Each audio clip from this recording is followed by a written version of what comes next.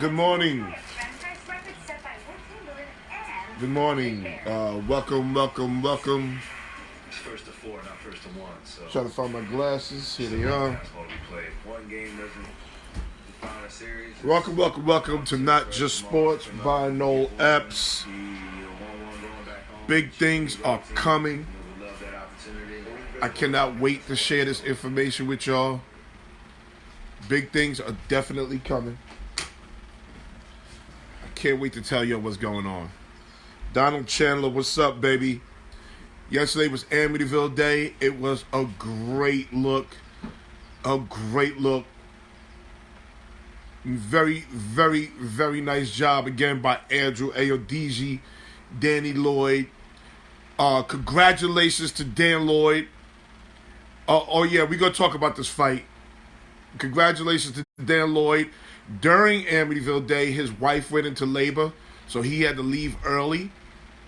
And hopefully they had a healthy baby.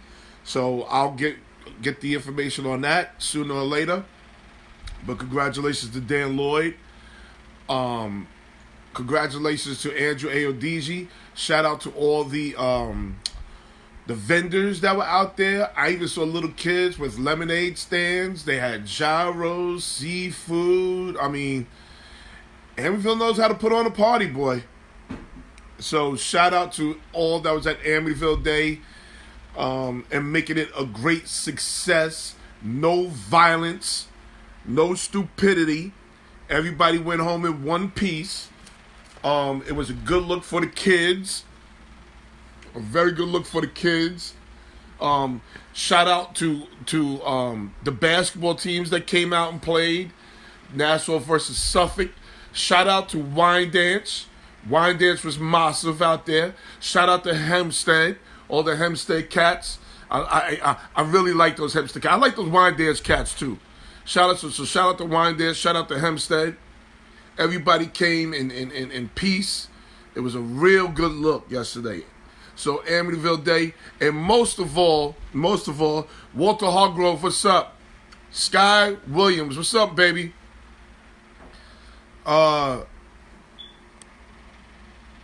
Also, shout out to Suffolk County Police Department. Suffolk County Police Department, what a wonderful job they did. They was Q, I got your message, Q. They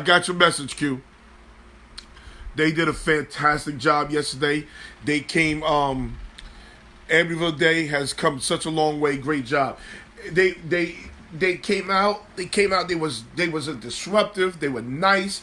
Me and Reggie Smith, aka Stephen A. Smith's cousin, Reggie Smith.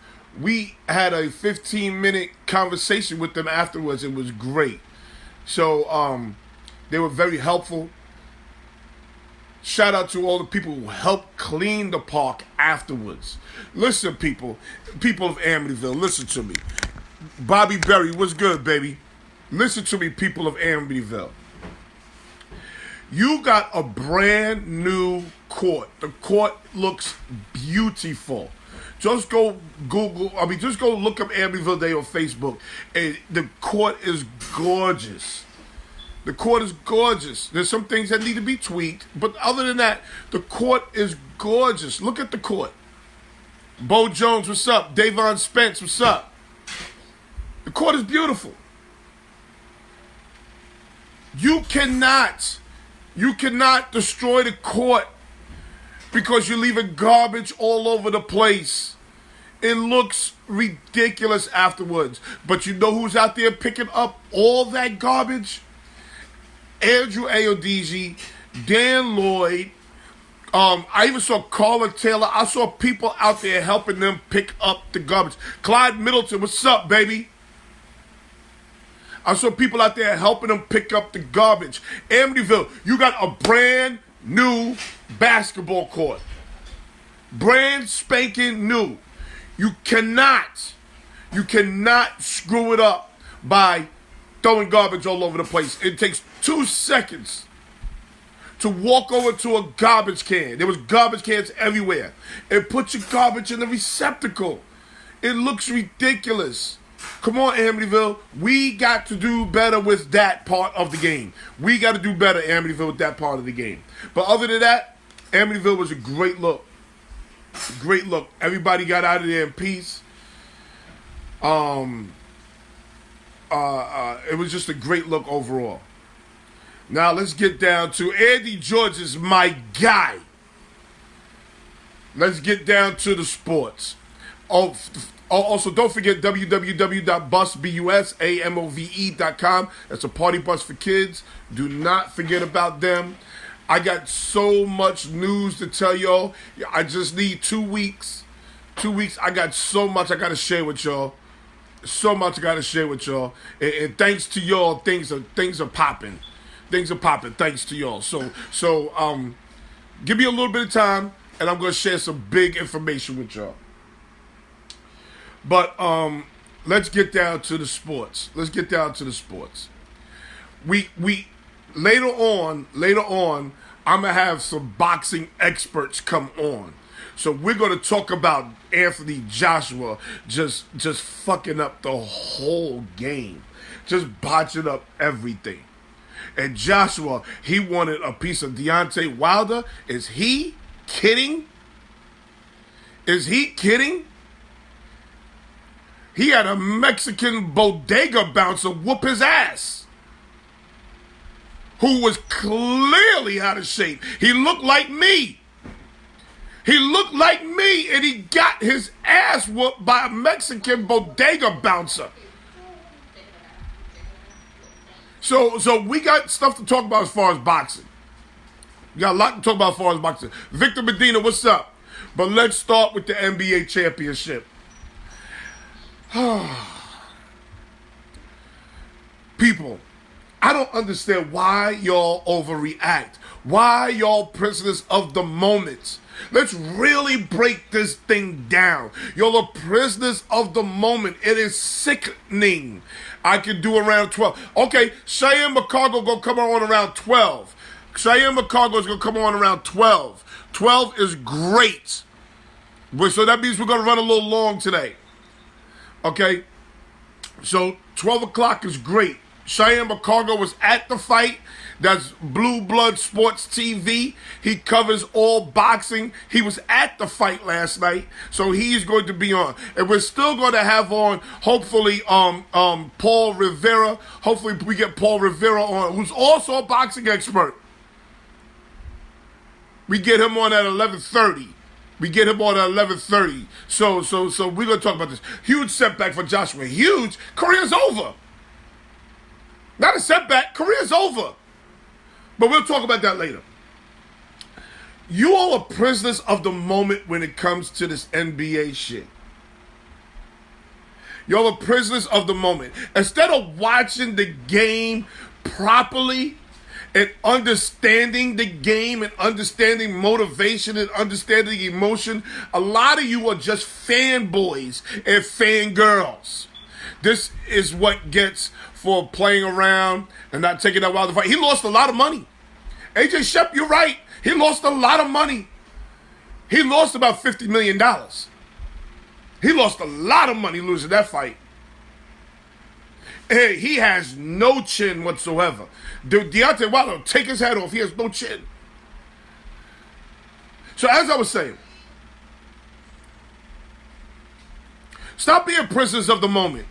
The one thing that I noticed in this basketball game the other night, the one thing I noticed was the level of emotion. The level of emotion that was in that arena. It was high emotion, high motivation. The gym was crazy. In Toronto, they were celebrating before the game, outside the game. What stadium you know? What basketball place you know that's in a cold climate? It gets cold in Toronto. What stadium you know that celebrates outside on a big screen TV and watches the game on a big screen TV? Their fan base is crazy. And we're going to talk about Drake. We're going to talk about Drake in a second. Because Drake is a clown. Drake is clearly a clown. The emotion that was running through that gym, it was crazy. And with all the emotion that was running through that gym, with all the motivation for the Toronto Raptors to win Game 1, as poorly as they played, as Golden State played on defense, because Golden State did not play well on defense, people. As poorly as they played on defense, with all that being said, Toronto only had a 10-point lead throughout the game. That was, I believe that was their highest, I could be wrong, I believe that was their highest lead. Their biggest lead was like 10 points. So when I go on Facebook and I'm telling you, I'm not pulling this shit out my ass. I'm telling you that Toronto's going to lose Game 2. I'm only telling you what I know from a coach's perspective. As a former athlete, from a coach's perspective, the hardest thing to do is to match that last game's emotion. That energy. Maintain that energy. They're not going to maintain that energy in Game 2. Matter of fact, they're more likely to come out flat in Game 2 to match that energy. The hardest thing to do in the next game is to match that energy. Rodney Bond, what's up? JB, what's up, baby? The hardest thing to do is match that energy. Now, some of you are going to say, well, that game was 4 days ago, so they're going to have enough time to match the energy. No! Do you watch football? If a team is coming off a highly emotional game, they play a week later, and to get that emotion back is the hardest thing to do. They're more likely to come out flat. That's why they might lose Game 2. I'm not saying they might lose. They're going to lose Game 2.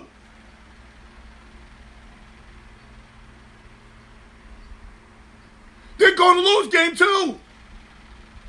Now, here's the other thing. Don't ask me to bet when your ass lives in Arizona. Don't ask me to bet when your ass lives in Virginia. Don't ask me to bet when you live in Florida, because I don't do 1,000-mile betting. Because when you renege on the bet, guess what? I need to go be able to see you. I need to be able to humiliate you in public. I need to be able to touch you. So no, I don't do betting from thousands of miles away. I just don't do that. Big fact. Golden State Warriors just need to loosen up their legs. They'll kick up the game, kick up a notch Game 2. Oh, there's so many things we got to discuss. Let's bet. I live in New York. Bossa Jake, where you live in New York? You can live in Albany. And who is Bossa Jake? I need your real name. I need your real name because I need to be able to trust you too. I don't know Bossa Jake. So as I was saying,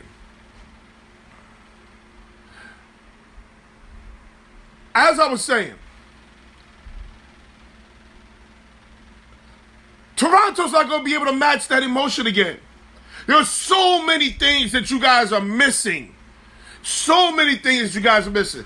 A, they're not going to be able to match that emotion. B, if you think Pascal Siakam, whatever his name is, if you think he's going to get 30 points again, you are out your rabbit ass mind. And don't tell me, yes, Siakam, whatever his name is, Pascal Siakam. Pascal Siakam, he just threw a hook shot behind his neck. Now, Pascal Siakam played well. He's been playing well. Although, don't forget, he disappeared in the Milwaukee series. He clearly disappeared in the Milwaukee series. Let's not act like he didn't disappear. But he played well. Mo Stroller, 11:30 Mo Stroller. 11:30 Mo Stroller. Good to see you. Slug was at Amityville Day. It was a good look. Good to see you too, my brother. But Pascal Siakam, please stop talking about he scored 34 on Draymond Green. He just scored 34. I'm looking at the game right now. I'm looking at the highlights right now. He was getting out of the break. He did a nice job. I'm not mad at him. Danny Green hit some shots. He did a nice job. Listen, Danny Green is a Long Island boy. I'm not mad at Danny Green. I'm happy for Danny Green. Do your thing, Playboy. But reality is, them yellow boys over in Golden State ain't nothing to be fucking with. Definitely what Anthony Joshua didn't need, but I'll wait for that segment. Oh, yes, please, give me till 11:30. We're gonna talk boxing from 11:30 to about 12:15 with Mo Stroller, Paul Rivera, and Cheyenne McCargo, who was at the fight covering the fight. The Pascal kid is nice. Yes, he's long. He can shoot. He's active. I'm not taking nothing from the Pascal kid. But let's be clear. He ain't scoring 30 points again. He gonna struggle scoring 20 again. Because that dumbass Drake is like the girl. Drake is like that girl in the club who goes to the club with her man but don't quite know her man. She don't understand. Samuel Blackwell, what's up? She don't understand that her man ain't built like that. So she be in the club talking shit about her man. My man will slap the shit at you. My man to do this. My man to do that. Then when it comes down to getting down for his crown, the man gets his ass beat because his girl got a big fucking mouth. That's Drake. Drake gotta know that this team ain't built like that. Sometimes it's okay to sit back and do the knowledge. In the NBA, leave him alone. Leave his ass alone. Because when the fat white man is running around with his face and stomach painted and he's dancing and jumping around all over the place, y'all don't mess with the fat white man that look crazy as shit. Y'all don't mess with him.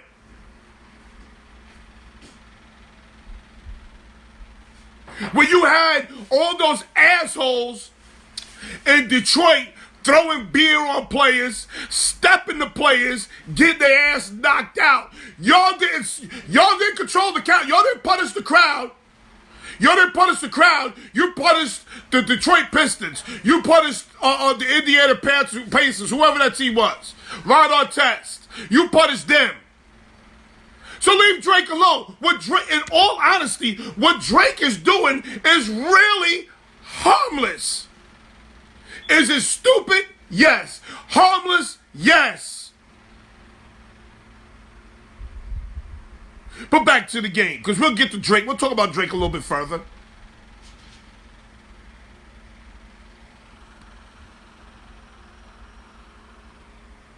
It was game one. Hello, game one.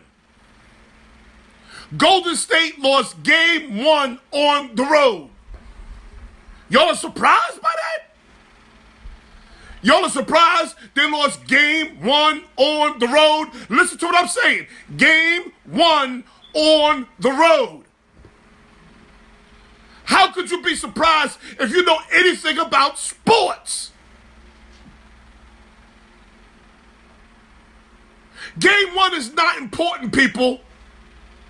That's like the first round in boxing. Game one is not important.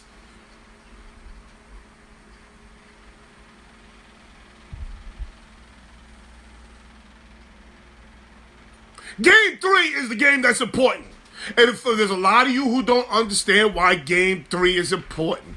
A lot of you don't understand why Game 3 is the most important game. I'm going to give you a couple of scenarios. Let's say Toronto wins Game 1 and Game 2. Which is very likely. Let's say Toronto wins Game 1, Game 2. Guess what? Game 3 is the championship. Game 3 is the championship. Because Golden State can't go down 3-0. Golden State can't go down 3-0. No, no, no. That's why Game 3 is important. Let's say Golden State wins Game 2. Toronto can't lose Game 3.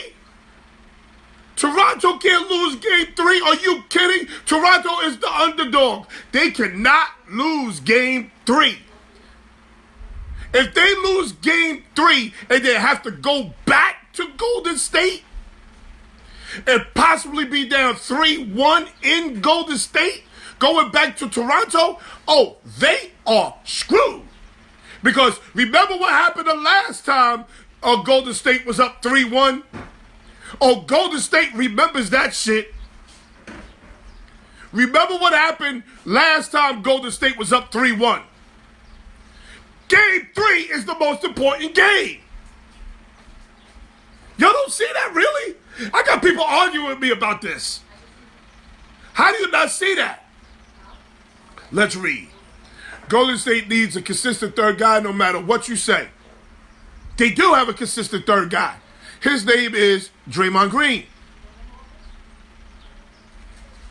We'll talk about Kevin Durant too. They do have a consistent third guy, Draymond Green. See, y'all forget about Klay Thompson. And I'm hoping Derek Brower comes on, because Derek Brower's in Toronto right now watching the game too. I hope Derek Brower comes on, because Derek Brower is talking about Danny Green. Again, I love Danny Green. Shut down Klay Thompson. Klay Thompson had 21. He had 21 points. That's not exactly shutting him down. Harrison Barnes is better than Iguodala and Livingston combined, and Golden State lacks that. You didn't say that last year, Sam Blackwell. Stop. What else for Golden State bench we can put up points? Hello, Golden State's bench scored more points than Toronto's bench. That's a fact. Golden State's bench outplayed Toronto's bench. I'm only telling you the facts. Plus, you didn't mention Harrison Barnes last year, so don't mention Harrison Barnes now. Cook, Bell, McKenzie. I mean, you can nitpick Golden State bench and players too. Again.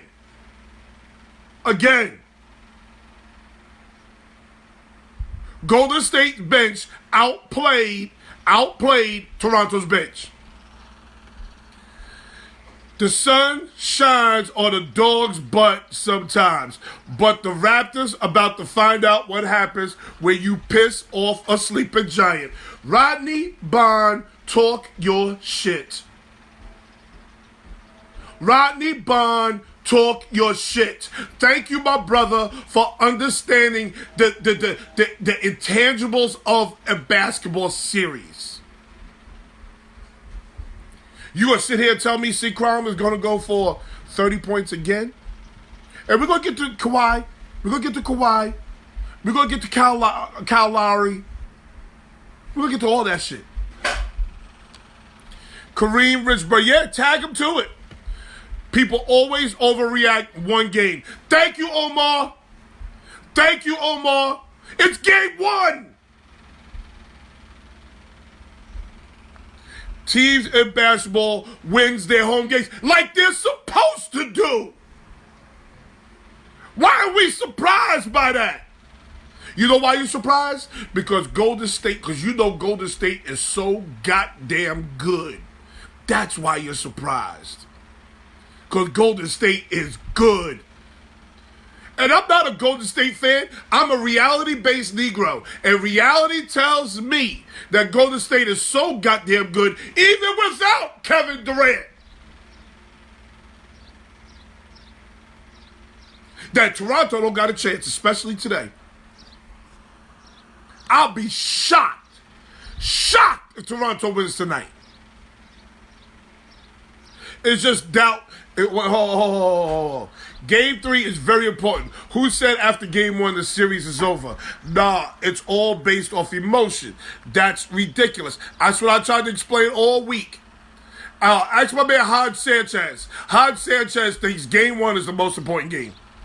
I don't understand why, but that's what he thinks.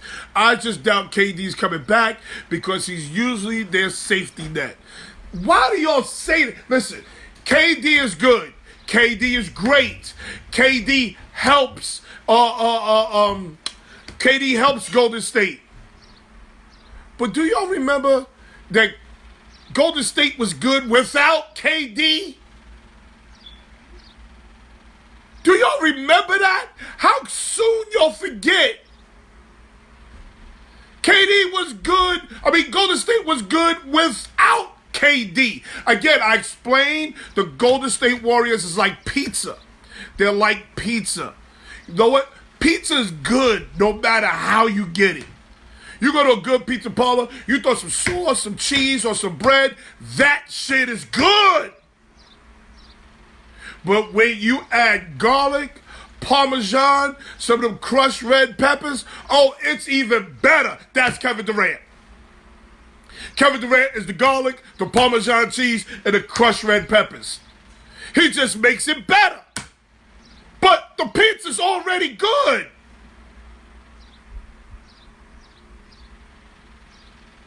What are we missing? Curry and Clay have to take over the fourth quarter. Okay, I can live with that. Clay didn't play well. He had 21 points. You know what's scary? He had 21 points, and we're saying he didn't play well. Clay had 21, and we're saying he didn't play well. And then, please, stop talking strategy because y'all don't know what you're talking about. Oh, getting the ball out of Kawhi Leonard's hands is a bad idea because he has a bad leg. I don't give a damn if you got a bad leg. Get the ball out of his hands. Yes, I want Pascal Siakam to beat me. Yes, I want Kyle Lowry to beat me. I am not going to have Kawhi Leonard beat me. That is the right plan.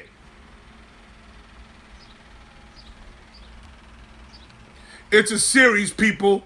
It's a series. Thank you, Omar. It's a series. They still got to win 3 more games. I still got Raptors at 7. Okay. I don't see what you see, but okay. So you think Golden State's bench can be more consistent than Toronto's? You think they can go off every single game and Toronto's can't be consistent? Let me explain something to you, Sam Blackwell. Here's a very telling point. Golden State's bench outplayed Toronto's bench in Toronto. Toronto's bench is not going to outplay Golden State's bench in Golden State. That's the difference. That's a huge difference. See, role players play well at home. Role players don't play great on the road. So you had role players from Golden State play well on the road. That's a problem for Toronto. That's a problem for Toronto.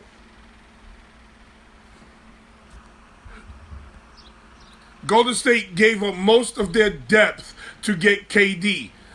Why do you think it comes down to this in the first place? Golden State sacrificed Cousins in another failed experiment.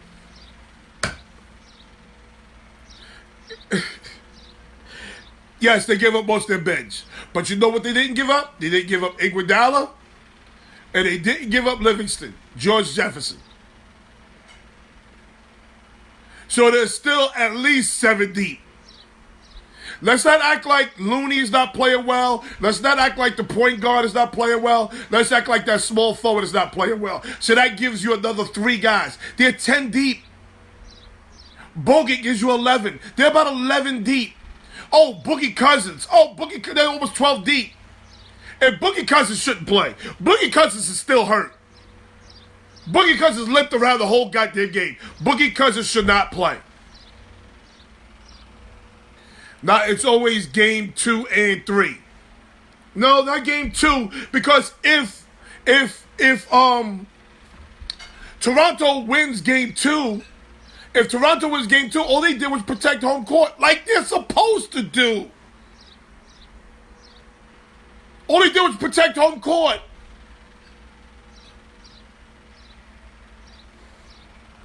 Golden State never faced a defense as good as Toronto.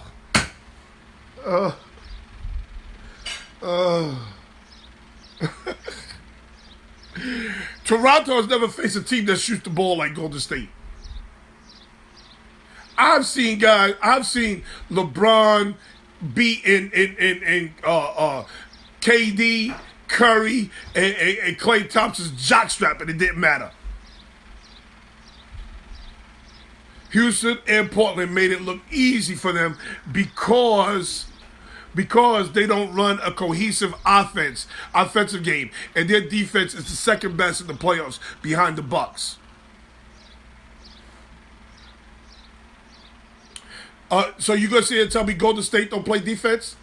Golden State has 4 of the top 10 defenders on one team. Draymond Green, Iguodala, KD, Klay Thompson. 4 of the top 10 defenders on one team. One of them ain't playing. I think Kawhi is on a mission, though. Kawhi didn't play well. Kawhi's hurt. Kawhi is hurt. If y'all think that Kawhi is going to play well the whole series, you got nothing coming. And if Golden State keeps jumping him to take the ball out of his hand like they're supposed to do, I don't see Kawhi going crazy. I don't see it. Sorry. Golden State didn't blow Cleveland before KD. Golden State didn't blow Cleveland before KD. What? What? Who did Golden State beat? Who did Golden State beat in their first championship? Who did Golden State beat in their first championship? I believe it was Cleveland. I'm almost positive Cleveland because LeBron, hell, went to 9 straight championships. Yes, I think it was Cleveland. They swept him back to back. He formed that dynasty the way they've cruised past the playoffs the past few years. Golden State struggles with teams who has skilled big men. That's another thing. Y'all think Mark Gasol? Y'all think Mark Gasol helped them? Okay. Watch Mark Gasol barely play 10 minutes today. Watch. They didn't play well on defense. That's just a fact. And I'm watching the highlights right now. It's a straight illegal defense by Kyle Lowry that wasn't even being called. But anyway, Toronto wasn't who they are now before KD was on the Warriors. Golden State beat Cleveland in 6 without Love, Irving. That wasn't dominant. Okay. You say that wasn't dominant. I say that tells you how good LeBron James is.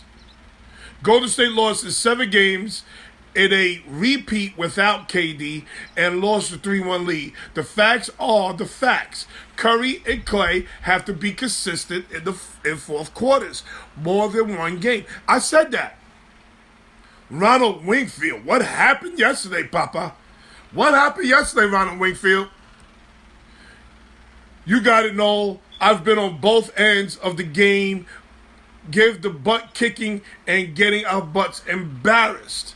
Overconfident is a killer. Slow down, people. It's just game one. It's called the feel out game. That's a fact.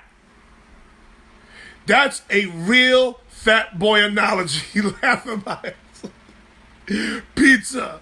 Yes. Mo Stroller. When have you had bad pizza? When have you had bad pizza? You've never had bad pizza in your life. Even bad pizza is good pizza. Iguodala scored 0 points. Draymond isn't a known scorer. Hold on. If Draymond gives you 15, 10, and 10, Golden State's winning. Iguodala scoring 0 points is a slight problem. Not a major problem, a slight problem. He's got to give you at least 10. But when Curry gives you 34 and Clay only gives you 21 and Draymond only gives you 10, that's where the problem lies. That's where the problem lies.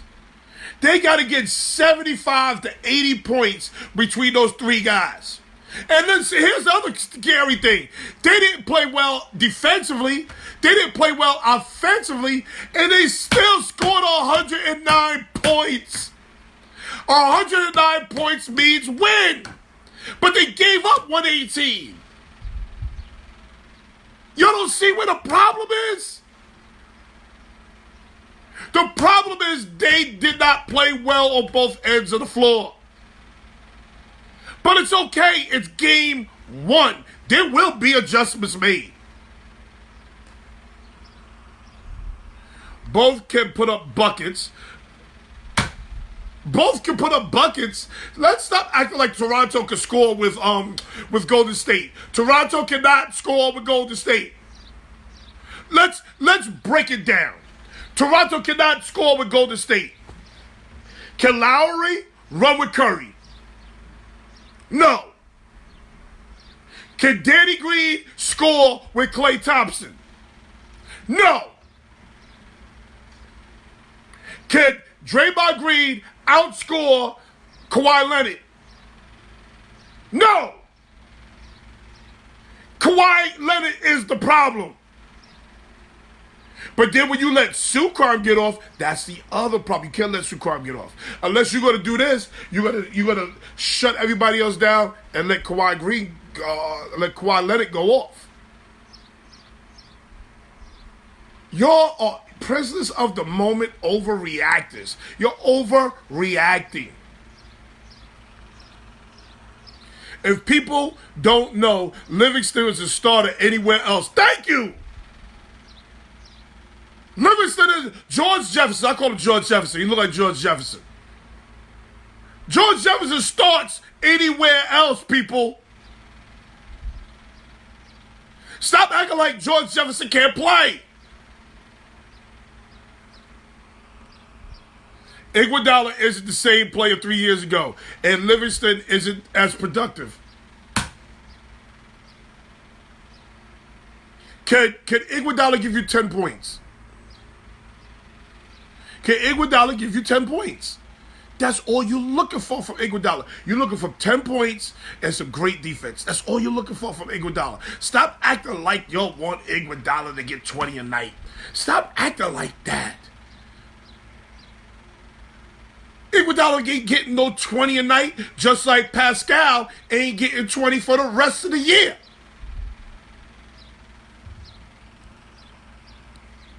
Golden State lacks Barbosa.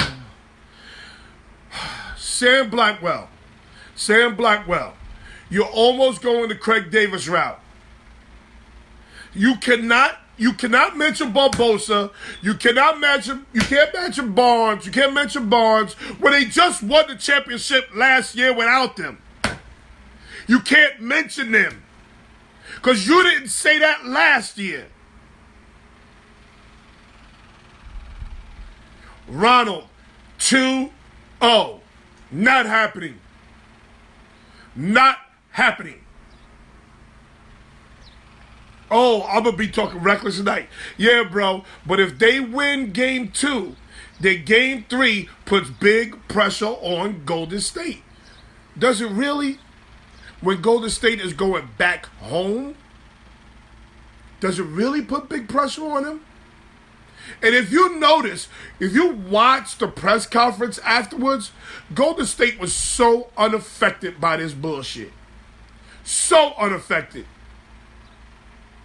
The only people that were affected was you. Because y'all think after one game, the series is over. But did y'all see the emotion in that gym? Did y'all see the energy in that gym? And they were still only 10 throughout the game. That energy, that emotion, that's a 20-point win easy. They only won by 9. They won by 9 with Iguodala giving you 0 points. They won by 9 with Draymond Green only giving you 10 points. They won by 9 with Klay Thompson only giving you 21 points.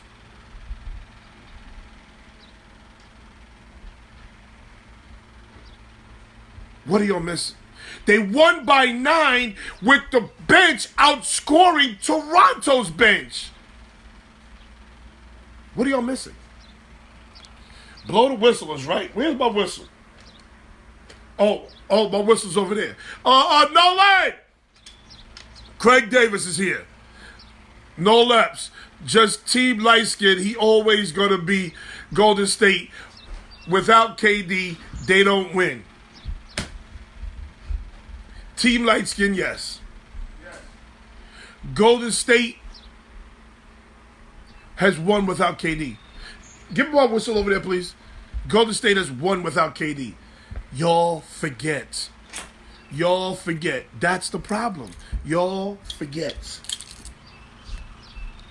He gonna go crazy tonight. Who gonna go crazy tonight? Who gonna go crazy tonight? Klay?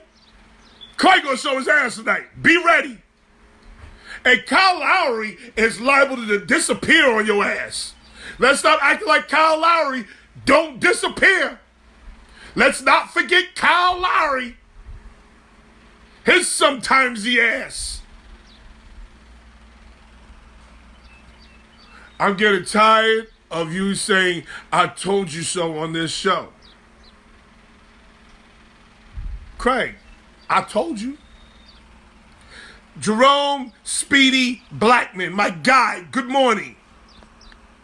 I said Golden State never faced a top defense in the playoffs. Portland, Houston don't play nothing close to it. Toronto got a former defensive player of the year in Gasol, and Ibaka, Danny Green can guard. Gasol, defense, stop. Gasol did help. Yes, he helped. I'm telling you, game 2, he'll lucky if he gets 10 minutes on the floor. They're going to run his ass right off the floor. He's too big to guard anybody. See, here's the problem. Steve Kerr's got to realize this. Putting Boogie Cousins on the floor allows you to put Marc Gasol on the floor. Why? Because Boogie Cousins can't move. If Boogie Cousins is on the floor, Marc Gasol could defend Boogie Cousins and actually play better than Boogie Cousins. Keep Boogie Cousins' ass on the bench. You keep Boogie Cousins on the bench, Gasol stays on the bench. Don't overlook Van Fleet. Van Fleet, so what? He's just inspired because he had a baby. That shit will stop too. As soon as they get to Golden State, he won't have 10 points. Stop. Who gave Curry that work? Toronto. Oh, he gave Curry work. Toronto got a road. He gave Curry work. Curry scored 34.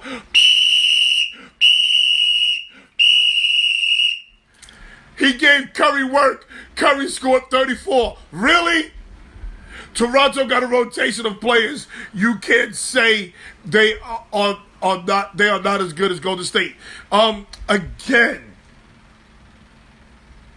Golden State's bench outscored Toronto's bench. What are you missing, Sam? What are you missing, Sam? Golden State be setting illegal screens. You talking about illegal defense by Lowry. That's the only minor issue. I'm a coach. Let me tell you, I'm a coach. And most good coaches, I think I'm a good coach. Most good coaches know the rules. And most good coaches will teach how to cheat legally. I teach cheating on a regular basis. Because my motto is, if you ain't cheating, you ain't trying to win. I teach cheating on a regular basis. Nolan! Watch, I coach my son. Hey, he's way upstairs right now. He'll tell you about cheating. He'll tell you. Nolan, do I teach cheating? I teach cheating on a regular basis. What's my motto about cheating? If you ain't cheating, you ain't winning. Say that again? If you ain't cheating, you ain't winning. If you ain't cheating, you ain't trying to win. What are one of the cheating tactics I teach you? Come here, come back, hurry up. If you're blocking somebody, what should you do? Hold on to it. Say it again, speak louder. Hold on to it. You should hold. What other teaching tactics I teach you? If somebody hits you out of bounds, what should you do? Fall into the Gatorade, fall all over the place so you can get the extra 15 yards. Act like you just died. Do I teach cheating, Nolan? Yeah. You damn right. I cheat. Huh? I cheat. You cheat. Because if you ain't cheating, you ain't trying to win. Thank you, sir.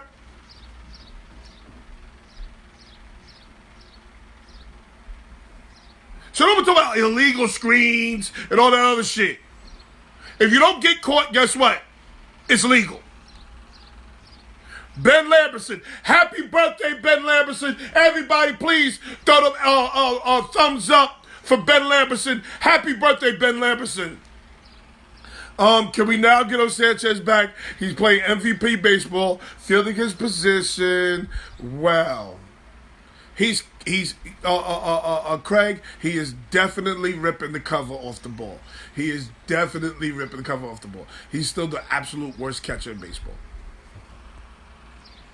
Toronto right now, Toronto is on a 3-game winning streak versus Golden State. And that's the other thing. Omar, I'm glad you brought that shit up. Omar, I'm so glad you brought that shit up. Stop talking about regular season basketball to me. Regular season basketball is the absolute worst. Regular season WNBA regular season is better than the NBA regular season. The NBA regular season don't mean shit.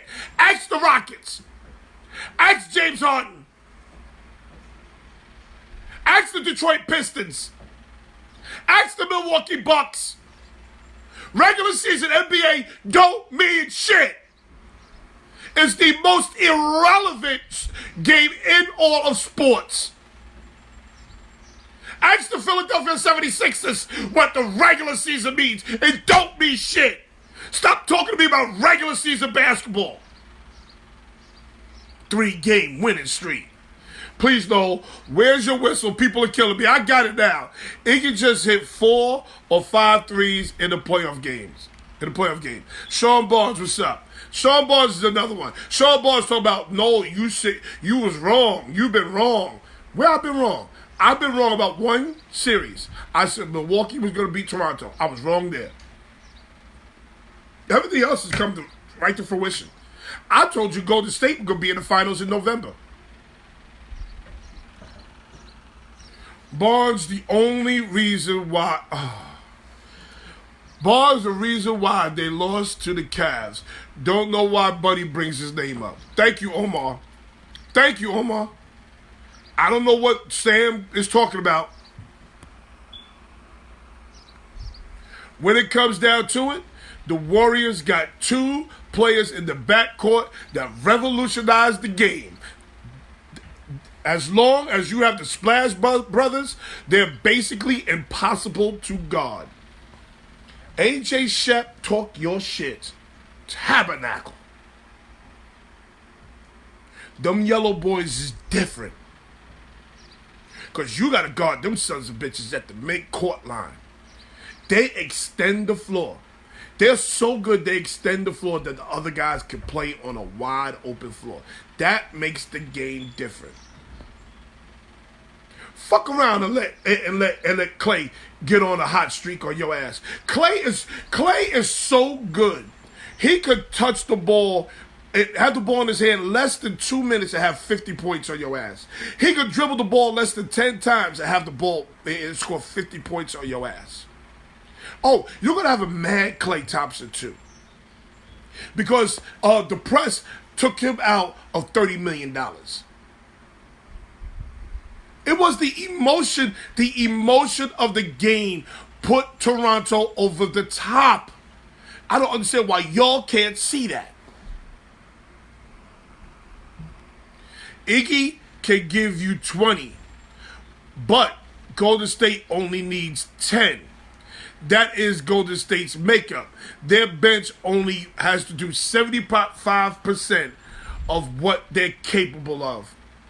Bobby Bookham Berry, you are talking some real basketball shit right there. You're talking some real basketball shit right there. And this is the point that I'm trying to make, and this is the point that people are missing. Golden State don't rely on their bench as much as Toronto has to rely on their bench. And Golden State's bench outscored Toronto's bench. That's a problem for Toronto. They not only outscored them, they outscored them in Toronto. That's a problem for Toronto. People, look at the bigger picture.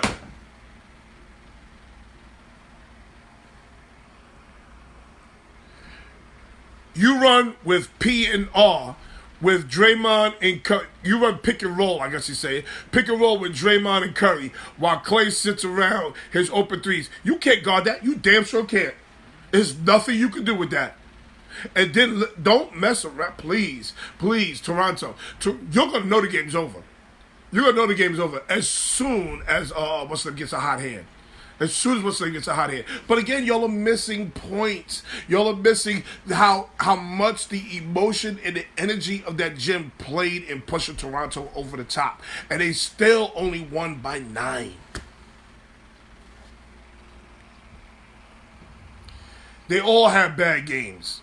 I just don't think Curry or Klay can shoulder that load. Why not? Sam Blackwell, why not? They've been doing it for at least 4 years. Why not? Sam Blackwell, I'm surprised at you. You're usually on point. Kawhi going crazy tonight. Okay. Omar. Golden State has barely won without KD. Barely won? They won 5 in a row without KD. Sam Blackwell is wilding this morning.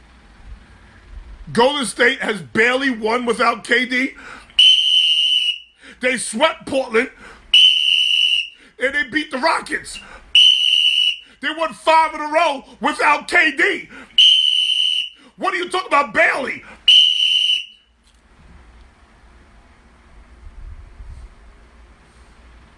What are you talking about? Sam Blackwell is lunching. Once again, Toronto wasn't who they are now before KD was on the Warriors.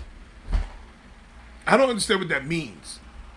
Nuka Barnes, what's up, baby? Cousin, Michael David Haynes, what's up, cousin? No limits, Suave. I'm worried about that kid. I'm worried about No Limit. So by what you're saying is that Golden State's bench is 10 times... Did you hear me say anything about 10 times better? You hear me say anything about 10 times better? I said, this is what I said. Golden State's bench outplayed Toronto's bench in Toronto. Usually, role players play better at home. So if Golden State's bench played better than Toronto's bench in Golden State, that leads me to believe that when they get to Golden State, Toronto's bench is going to stink up the joint. They can't play with them. That's what it leads me to believe. I ain't say shit about 10 times better. And they will struggle in Golden City. In Golden State, I'm sorry. And they will struggle while everyone will catch fire on Golden State, even unknown players like Cook and McKenzie. Oh, Cook and McKenzie going to play well in Golden State. Oh, they're going to play well in Golden State. You can put some money on that. I get it now. Welcome to the Wilson Club. Yeah, Craig. Yeah, Craig. You got off the hook today. Craig, what was you doing yesterday? You was at some festival or something yesterday. What was you doing? Philip Innocent is watching. Lockhart, what's up? If you ain't cheating, you ain't playing with Lazo. Dre. If you ain't cheating, you ain't playing with Lazo, Dre, St. Beto. Don't you people understand that Steve Kerr is good at exposing teams' weaknesses? How many times has he shown that wake up regular season is just an intermission for the playoffs? Benjamin Too Smooth, what's up, baby? If Iggy and KD are out another 2 games, Toronto has a shot. It sounds like Iggy's playing tonight. Iggy's MRI came back negative. Sounds like Iggy's playing tonight. Last 2 Golden State Warriors finals. Who was the MVP? I don't know. Durant? I don't know. I don't even care. Durant, probably. Make Clay dribble the ball more than once and get his ass out of his rhythm. Okay. I'm glad you think it's that easy. Barnes, salute, big bro. What's up, family? Make Curry beat you off the dribble. He can't do that. Sarah Blackwell, what's wrong, baby?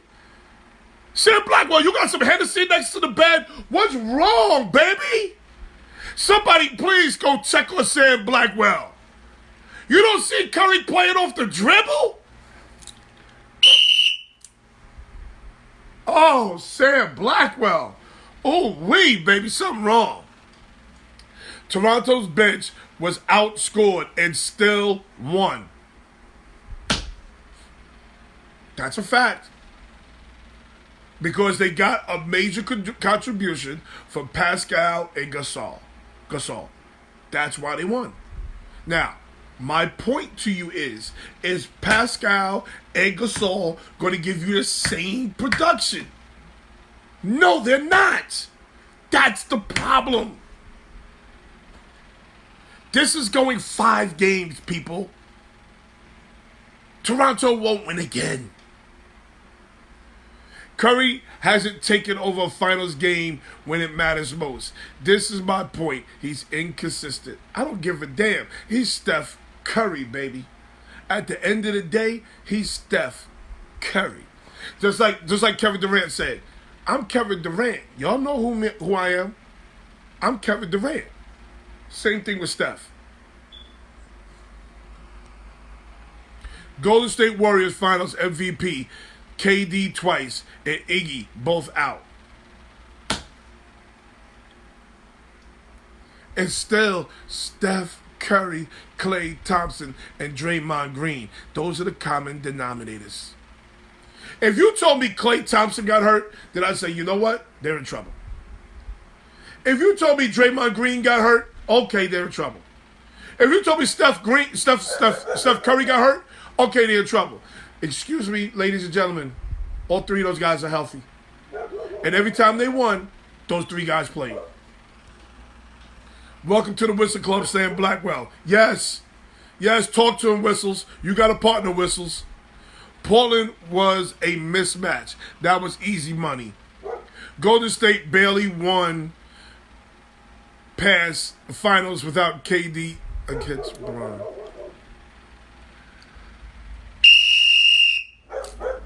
Stop mentioning LeBron. He's special.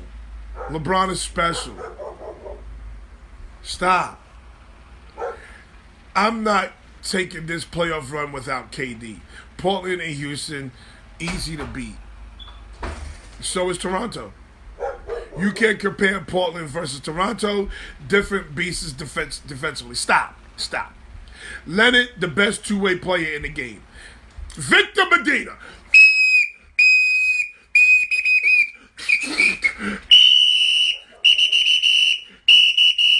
Tee his ass up. Tee up Victor Medina. Tee him up. You forgot about LeBron James?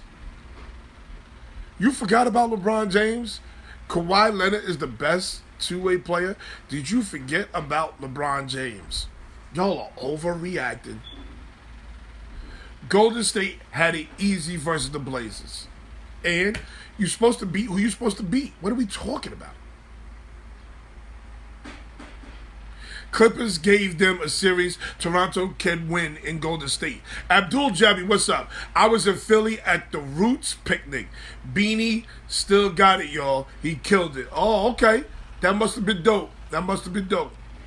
Iguodala is playing, but he will not be the same. He's obviously playing through an injury. Guess what, Sam Blackwell? You didn't say the same thing about Kawhi Leonard, so I don't want to hear it. You don't say the same thing about Kawhi Leonard. I don't want to hear it. If he's playing, he good. That's how a coach thinks. If he's playing, he's good. You can't make Clay do anything. That's what I'm talking about. Beanie single. I get it. Y'all kill me. I am trying to paint my son's new townhouse, and that whistle is killing me. LL 22 graduated college and bought his first property. Yes, I'm proud. Big up to little Booker Berry. Congratulations. That's awesome. Congratulations. Dude is too disciplined. Clay had 50 points off only 4 dribbles. This is why Klay Thompson is a goddamn beast. This is why Klay Thompson is a beast. Here we are talking about Klay Thompson had an off night and he had 21 points. Y'all don't understand. If Pascal Siakam scored 21 points, y'all say that's a great game. But Klay Thompson, if y'all say Darius Green scored 21 points, y'all would say that's a great game. Hello, Klay Thompson scored 21 points, and y'all saying, we're sitting here saying that was an off night. Do y'all realize how special this boy is? One of the craftiest dudes in the league. Can't take people off the dribble. What the hell? I don't know what Sam Blackwell's talking about. Lazo Dre Beto, tell him again. What player is he watching? Curry can't... I don't know. Curry can't beat you off the dribble. I don't know what he's talking about.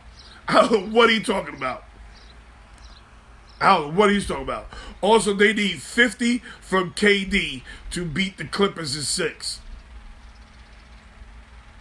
No, they didn't need 50. He scored 50, yeah. They didn't need 50. But the game changes with KD. Klay Thompson gets less shots with KD. Draymond Green gets less shots. So, yeah, he is going to be ball dominant and he's going to score. The game changes. Their game changes with KD's on the floor. Stop it, Noel. LeBron quit playing defense 2 seasons ago.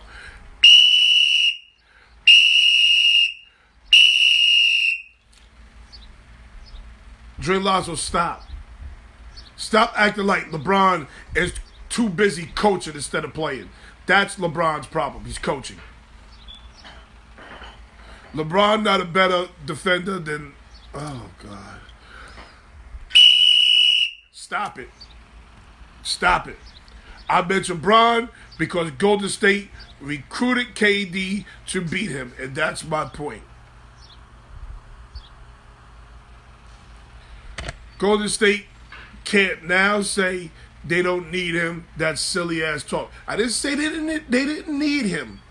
I said they can win without him. That's what I said. Sam Blackwell, stop trying to change. Oh my goodness. Anthony Joshua. Oh my goodness. Oh, we got to talk about this. 11:30. Mo Stroller. Paul Rivera. 11:30. Please, we got to talk. Oh, Anthony Joshua. Oh, the bodega owner whooped his ass. Oh my God. If you think LeBron is a better defender than Leonard, your NBA passes. Again, here is the difference between LeBron and Kawhi Leonard. Listen to me and listen to me good, Victor Medina. Here is the difference. LeBron can defend all 5 positions on the court. That's what makes LeBron special. He can score. He can defend all 5 positions. Kawhi Leonard ain't bumping and grinding with Boogie Cousins. It's not happening. He's not bumping and grinding with Boogie Cousins. Stop it. You are caught up in the moment. Congrats, that's great. Facts. Leonard had an off night too. Okay. Welcome to the whistles, Dre. You have to respect Golden State. Dudes fall back and feed the hot hair. That's real basketball. That's exactly what they do. That's exactly what they do. They don't watch. Y'all don't watch basketball enough. I'm here. Oh, yeah. We got another 20 minutes, Mo Stroller. The bodega owner, though. Oh, my goodness. The bodega owner whooped Joshua's ass. Oh, man. I can't wait to bring Mo Stroller on. But we got to talk. Hold on. LeBron is ranked 300th in the NBA defensively. Oh.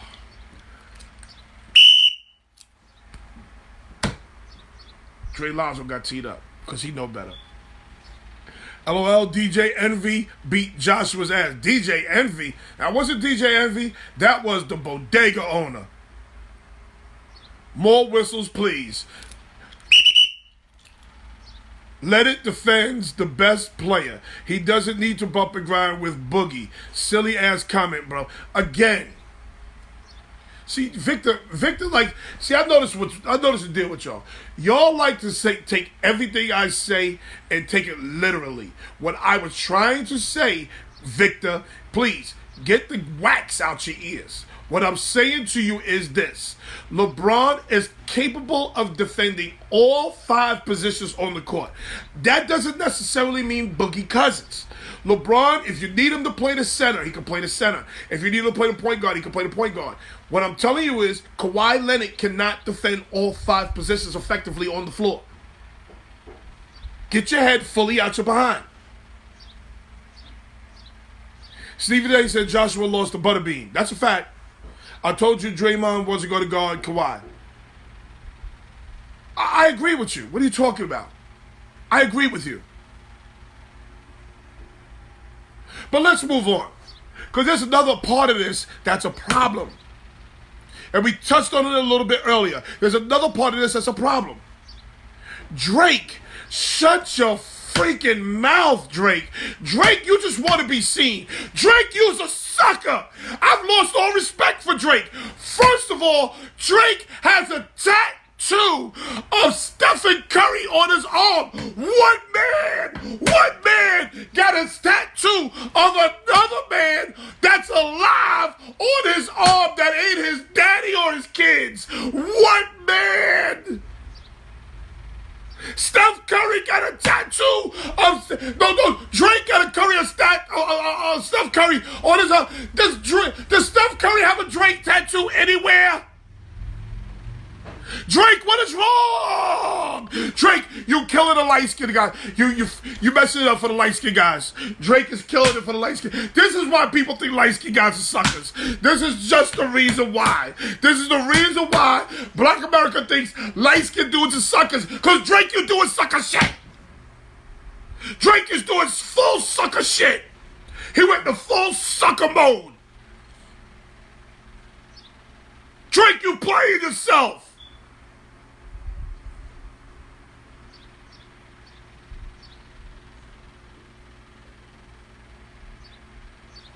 What is Drake doing? He got a tattoo. He got a tattoo of Steph Curry on his arm? He's got to be kidding me. He's got to be kidding me. If you're a man, if you're a man, these are the tattoos you're allowed to have on your arm that are men. Okay, that are men. You can have Jesus tattooed on your arm. Yes, Jesus. If you're a man, you can only have another man tattooed on you. These are the men that Jesus, your daddy, your granddaddy, and your male children. That's it. You can't have no NBA basketball player tattooed on your body. What the hell is wrong? Light-skinned dudes is fucking up the game. This is why light-skinned dudes is always under attack.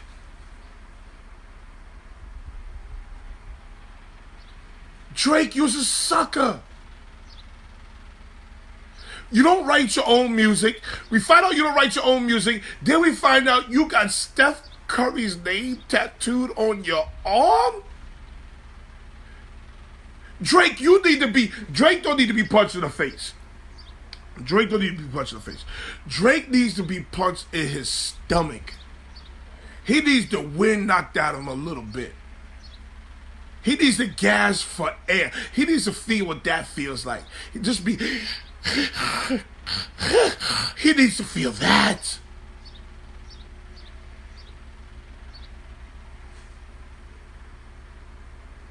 Drake is doing full sucker shit.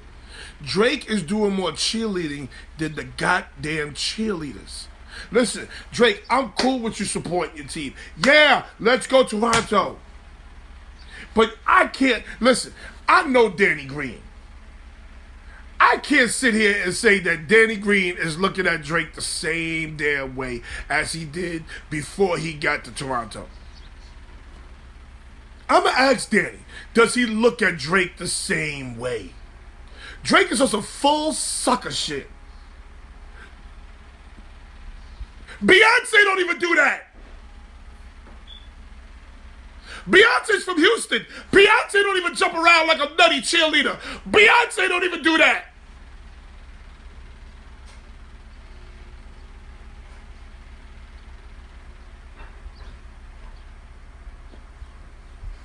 He running around here massaging coaches. Then he gonna call, he's so stupid. He gonna mess around and call Draymond Green trash. Oh, he just motivated Drake. Watch Draymond Green come out and show out tonight. Watch Draymond Green come out and show out tonight. And he gonna talk to Drake while he doing it. Watch. Don't be surprised Toronto lose by 20 tonight. I'm not saying they'll lose by 20. I said don't be surprised if they lose by 20 tonight.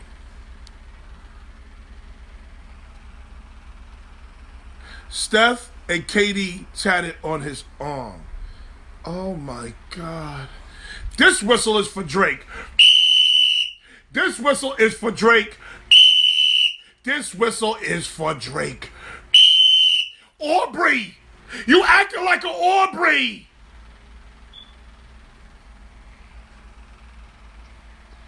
Oh, I've learned he got a tattoo of Curry and KD on his arm. Oh my God. Oh my God. Oh my God. I gotta watch my back because of KD. See, this is what happens. When light-skinned dudes, let me tell you what happens when light-skinned dudes really mess up the game. Let me tell you what happens when light-skinned dudes really mess up. Because Drake looks like such a sucker. Drake looks like such a sucker. What happens is dark-skinned dudes in the black community now want to try you. So now me as a light-skinned dude, I gotta watch my back for until Drake is off TV. I gotta watch my back because dark-skinned dudes look at Drake as a light-skinned sucker. So they think, guess what? I'm a sucker. So now I got to watch myself because of Drake. Again, Drake, as a man, as a grown man, you should never have another man tattooed on your body. These are the men that are allowed to be tattooed on your body. Number one, Jesus Christ. Number 2, your daddy. Number 3, your granddaddy. And number 4, your male children. That's it. You can't have another man tattooed on your body. What's that saying to your daddy? What's that saying to your uncle? You got Steph Curry tattooed on your arm. Are you kidding me? Facts. Drake is doing too much. Drake said he was a bottom dude. Ooh. Laughing my ass off, started from the bottom. Ooh. Ooh. Ooh. Steph and KD number on his arm. I don't give a damn whose number on your arm. It better not be another man's number on your arm. If another man's number's on your arm, you put your daddy's high school number on your arm. It can't be no other man. Man! Again, we gotta talk about man shit to these millennials. That's the problem. These millennials don't know man shit. This is man stuff. This is man 101. If my son came home, my son loves Antonio Brown as a receiver. If my son came home, my son wears 84. So if he had an 84 tattoo, I wouldn't be mad at it because he wears 84. But if my son came home with an Antonio Brown tattoo on his goddamn arm, well, I need to chill. I need to chill. What? You don't do that stuff. You better not. He came home with an Antonio Brown tattooed on his arm. We have to go get the steak knife and perform surgery. I'm cutting that bitch off his arm. He'll have a bigger, we're cutting his arm off, or we're cutting the tattoo off. He got to pick no medication, no painkiller, nothing. He went and had it without the painkiller. He getting to take it off with the without the painkiller. How dare you? Auntie Debbie Haynes, I love you. My auntie Debbie Haynes is doing big things, boy. I'm telling y'all. That. Why are we talking about that? Let's give Drake his walking papers. You are no longer part of the light-skinned brother club. You're considered another color. Thank you, Rodney Hammond. What color we gonna give Drake? Because he is damn sure he can't be beige.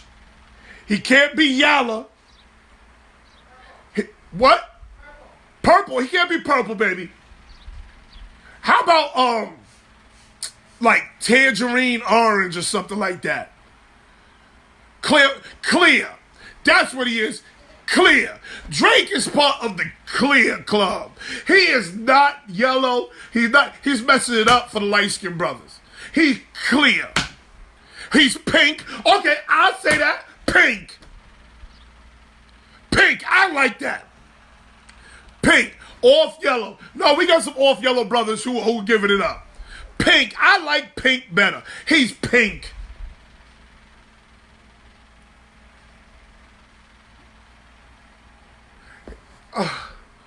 Drake is just too much. Drake is too much. He got Denzel too, I think.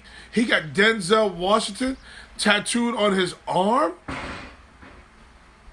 Oh my God. Where's his father? He has a poor father figure. I don't even blame Drake at this point. Where is his daddy? His daddy obviously doesn't care about him. Where is his daddy?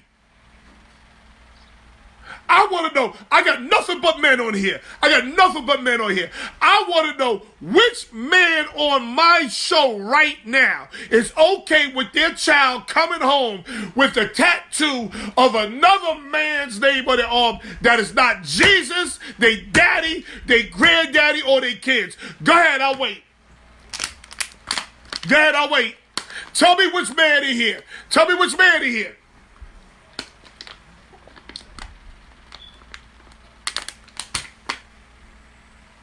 His daddy is faulty. His daddy ain't right. Could you imagine? That's like your daughter coming home. With a tattoo. Superhead. What?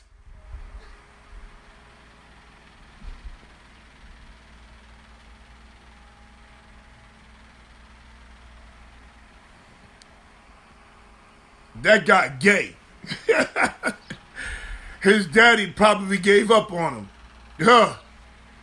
I mentioned the crossover because ESPN recent piece of Run TMC was I was being nostalgic. Stay focused, Craig. There's a whistle for you because you're not focused. We're talking about Drake. I saw it. But we're talking about Drake. Stay focused, Craig. Craig definitely got attention deficit disorder. Can't even call him a rapper. He's an R&B singer. No. Don't say that because there are R&B singers that are gully. I'm sorry. King Sweat ain't running around with no Drake tattoo on his arm. King Sweat ain't doing that. Sorry. Hell, not even R. Kelly. R. Kelly ain't running around with no goddamn Steph Curry tattoo on his arm. Sorry. Just not happening. He is not even an R&B singer. He's just pink. Like you said, he's pink.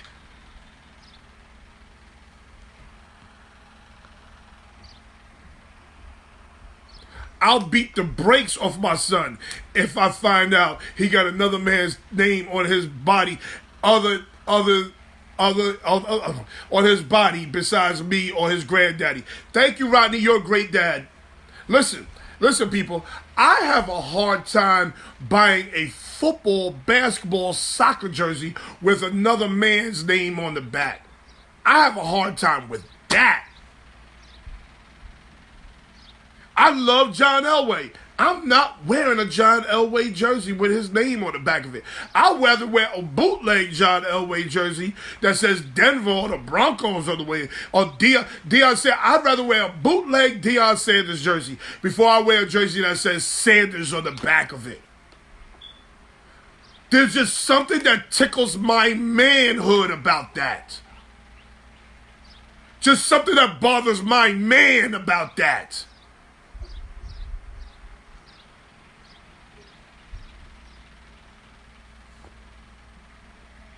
Will, what's up? He's a pig rapper. Stop dogging y'all ambassador like that. Hold on. See, Ronald Wakefield, hold on. Now I gotta get a swing. Ronald Wakefield went left. Ronald Wakefield is trying to say, people, that yellow boy, Aubrey, also known as Drake, is the light-skinned dude's ambassador. Ronald Wakefield, watch your mouth. You get the whistle. Drake don't represent me. Drake is a sucker all day long. Drake is a sucker. Drake don't even write. Drake is a sucker. Pusha T exposed him. Yes, I'm a light-skinned man, but I got a dark-skinned heart.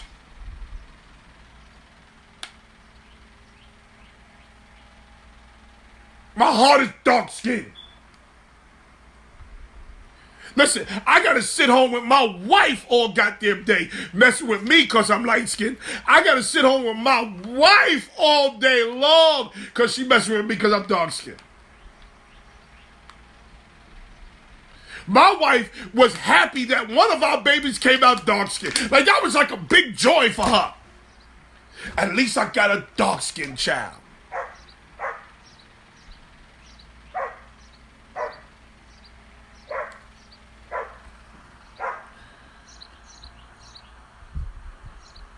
We from the Ville. We don't pay it. We don't play shit. You know that's right. I'm wearing Mahomes all over my back. Says a lot about you. Says a lot about you, Whistles. You gonna wear Mahomes all over your back. So you just gonna put Mahomes all over your back, huh? Yes.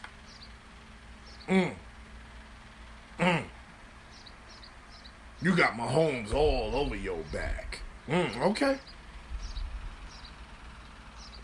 And my arms. Lord have mercy. Woo, child. So you got Mahomes all over your back and your arms. And your feet. Lord have mercy. Ooh. So you got Mahomes all over your body. Says a lot about you. Says a lot about you. Oh, nah, he a sucker. He's a sucker all day. You need a top 10 things alphabet. You know what, Dre Lazo? Dre Lazo. That's going to be Wednesday's top 10.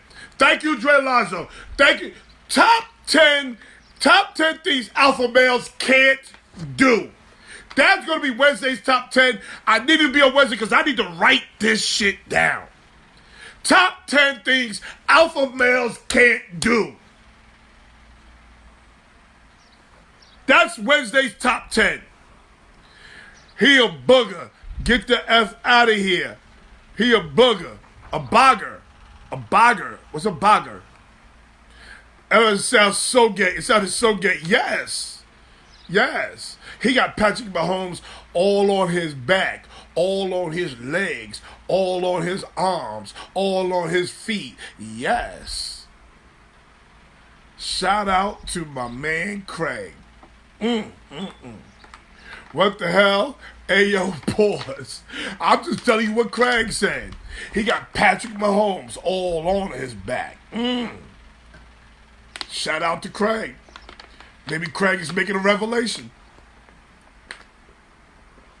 If you're a man, if you're a grown-ass man, here Craig is damn near 50. Craig is damn near 50. And Craig is going to tell me he got Patrick Mahomes all on his back, all on his legs, all on his arms, all on his feet. Ooh, child, there is a problem. Oh, there's a problem. I don't give a damn how many touchdowns Patrick Mahomes throw. Oh, he will not be on my back. I've never bought a football jersey in my life that wasn't mine. And if I did buy a football jersey, it was a bootleg one. Never bought a football jersey that ain't mine. Craig was some boy butt.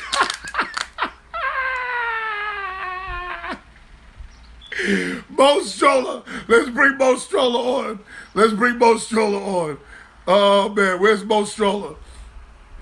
Where you at? Where you at? Where you at, Paul Rivera? Where you at? I'm ready to bring you on. It's 11:30. Because we got to talk about this fight. Mo Stroller, where you at? I need to bring you on, Papa. Where is Mo Stroller? Mo Stroller, go back out, then come back in so I can bring you on. And it needs to be an ad next to your name. I don't know why I have this problem with Mo Stroller all the time. Craig wants some boy butt. Lord.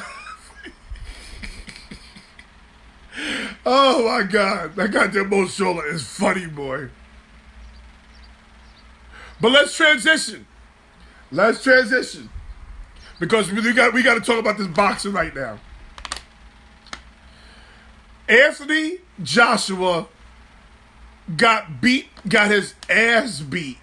Anthony Joshua just lost $50 million. He just took a match and $50 million and burnt it. All because he didn't want to fight Deontay Wilder. Now, let me tell you something. If he thought, after that fight last night, if he thought that he was going to fight Deontay Wilder and win, Deontay Wilder and fight him out, beat him up, and knock his ass out, oh my God. You are the most delusional boxer. And guess what? Guess what? Shout out to Anthony Joshua's promoters, because they knew he couldn't beat Deontay Wilder. That's why that fight didn't happen. A bodega owner whooped Anthony Joshua's ass. He whooped his ass like he stole a Michelob, like he stole a 40 ounce of Michelob out the goddamn cooler. He whooped his ass yesterday. Whooped his ass. Your first fight, Andy Ruiz. Nobody knows who Andy Ruiz is. Nobody knows who this man is. Ruiz just Jack LaLanne. Ruiz ain't never been to no Jack LaLanne. Do you see that man's body? Ruiz looked like me fighting. And listen, listen. I'm not a racist man. I'm not a racist man or anything like that. But goddamn it, Ruiz looked just like a Mexican, and that's what he is. He was short, stubby, these short ass arms, and he was whooping Anthony Joshua's ass. There's nothing. Look at this body. Look at the fat. Oh my God. He looked like a Teletubby. He looked just like a Teletubby. Ruiz whooped his ass like he stole a 40 ounce of Michelob. Where is Mo Stroller so we could talk about this? Where is Mo Stroller?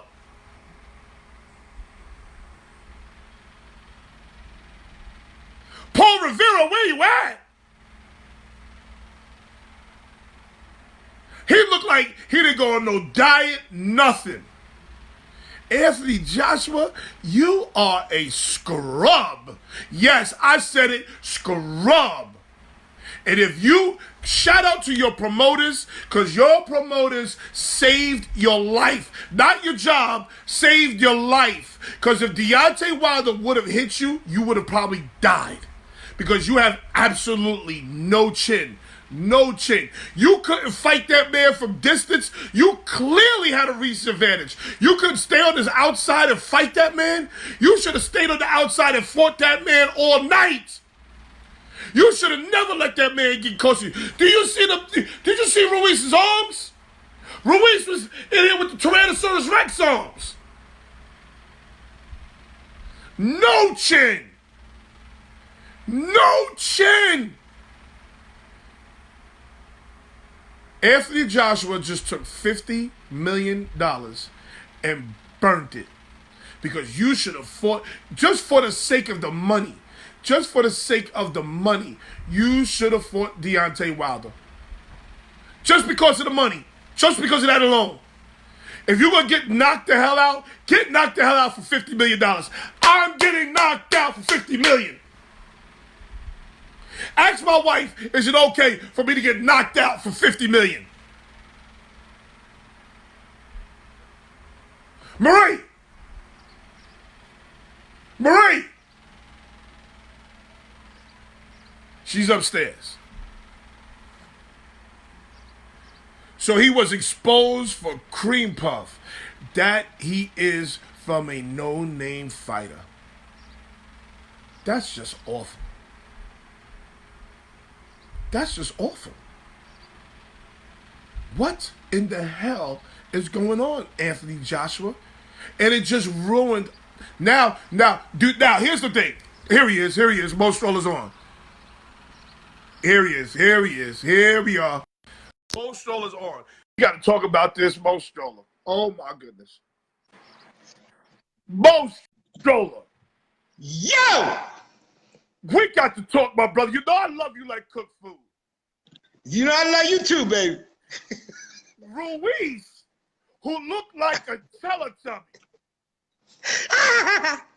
took Anthony Joshua and whooped his ass like he stole a Michelob from a bodega. Please explain. All right, there's a couple ways you got to look at it, right? For one, Joshua, he wasn't ready. The moment fighting at the Garden might have been too big for him, for one. Ain't no excuse, but he really ain't trained. He overlooked that fat boy, right? And you got to look at how Joshua was holding his left that whole time. That boy's shorter. His left hand should have been up higher. He should have been shooting that jab, keeping him off and dropping the right hand on him. But he had his left hand low. So with the boy with the short arms just got inside of him and the boy was fast for a fat boy. That's that my boy point. Had some fast. That's my point. Why is it Joshua staying on the perimeter the whole fight, fighting him from the outside, keeping him away with the jab? Why wasn't that part of the plan? Because he had no goddamn plan. He thought he was going to be fighting Big Baby, for one. And that's, out of this whole situation, Big Baby the dumb motherfucker. Let me ask you a question. Big as you is, you taking steroids. Let me ask you a question. What Mexican fighter you know is Big Baby? I don't know a Mexican fighter that ain't rugged. All Mexican fighters are rugged. Win, lose, or draw. Yeah. I don't care. Yeah, you're right. So what He was brought doing? it. He brought it. You can't take nothing away from Fat Boy. Fat Boy did what he was supposed to do. But Joshua just fucked up a whole lot of money. 50 million, he might as well took a torch to it. Gone. So He now, might as well just, go ahead, he should have smoked crack the whole training camp. say that again? He should have just smoked crack that whole training camp. But that's what he did. He done turned himself into a crackhead after that loss. That was So some now- bullshit. So now, does Deontay Wilder ever fight Anthony Joshua at this point? What's going to happen? This is what's going to happen, and this is how boxing works, right? Joshua is probably going to beat him in a rematch, right? Right now, the only fight Wilder got is Fury, which he should have, because in my opinion, he lost that fight to Fury. I don't give a fuck what nobody say. I agree.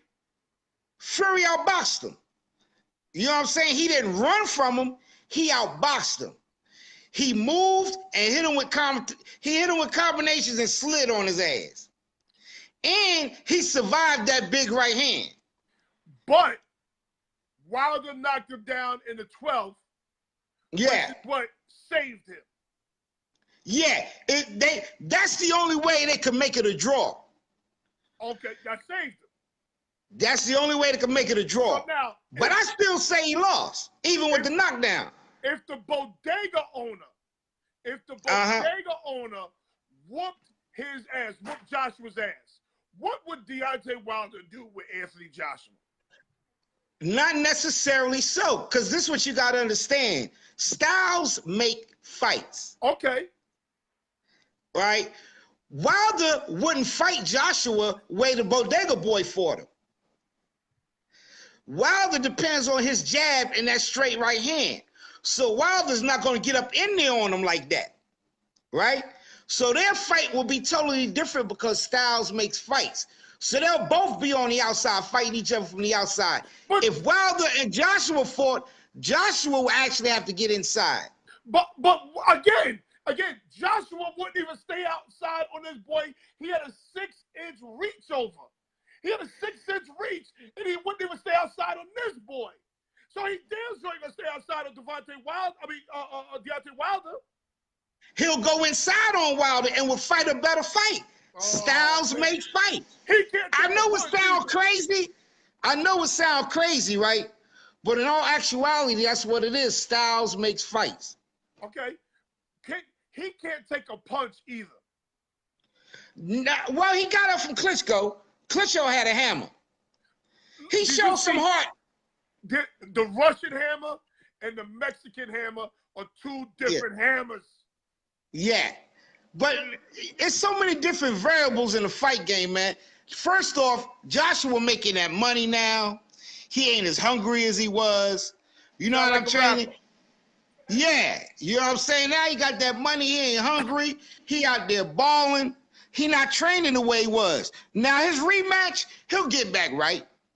You know what I'm saying? But it would take a loss like this because one thing about him, he a real humble dude. I give him that much respect. So you think the Deontay Wilder fight is still possible? Yeah. Ain't no other heavyweights out there. They gonna mix it up in the next couple of years. They got to.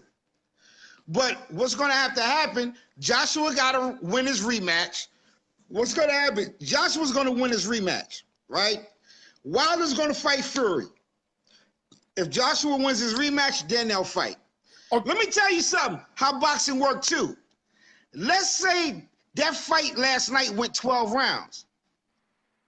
Even with the knockdown, guess who they get? Who they gave it to? Yeah, Joshua wins that fight. Joshua wins that fight. Joshua wins that fight. Or he could have took or draw. He wouldn't have lost them belts. He wouldn't have lost them belts. So them belts, them belts is hanging up in a bodega in Manhattan right now. I'm going to go down there and give me a motherfucking hero and a 40 from the motherfuckers. And all bodegas are right now giving away Heroes and 40s for free. Yo, yeah, I'm gonna give them a. Matter of fact, after this, I'm going to Jason's in Amityville and going to get me some goddamn Platinos, some goddamn pork, and some yellow rice. I bet you it's half off today. Yeah. Oh yeah. Oh no. I got to do a public apology, right, for my behavior at the all-white party. You was out there looking like somebody creepy uncle. Yo, motherfucker said I was right disrespectful, right? So I just want to apologize. And if don't nobody like what the hell I said. Bro. You was okay by me. So let me go back to the boxing real quick. So Ruiz, they have a rematch. Yeah, it was a rematch clause. They rematch. Oh, there was a rematch clause. There was a rematch clause, yeah. Oh, okay. One thing you gotta know, ain't nobody with a belt putting that belt on the line without a rematch clause. That comes automatic. Very good point. Okay, yeah. So now,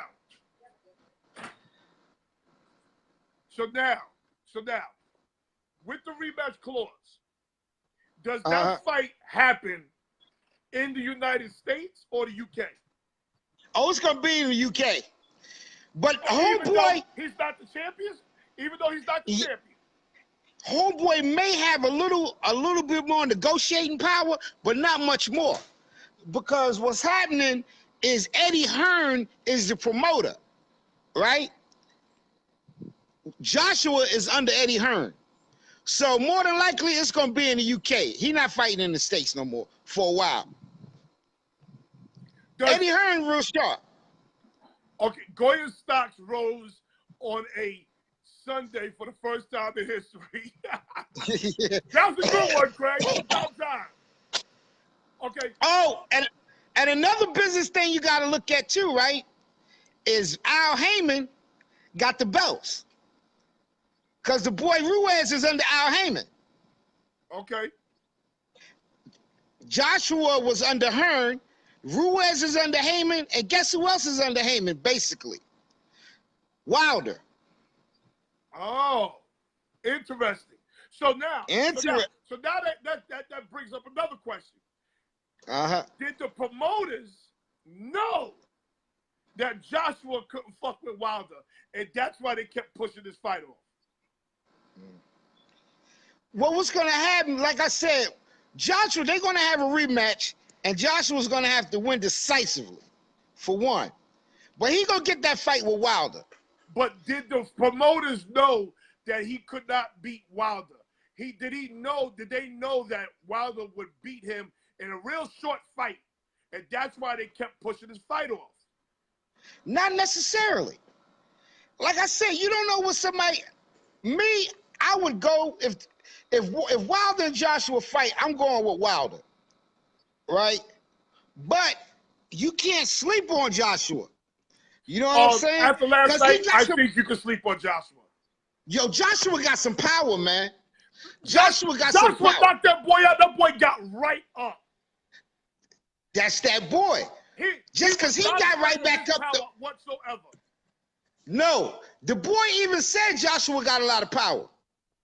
The boy said he had him shook. He don't have. But the boy got hard.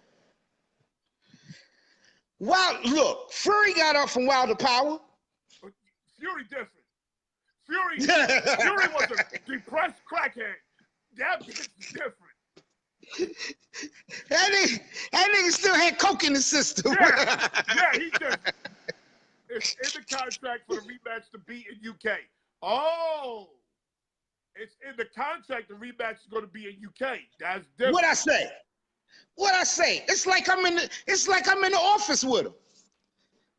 They gonna have to start paying me for this shit. You got to start paying me for this info, dog. Oh, hold on. My man coming on after you. He also got big time info too. He cover boxing now.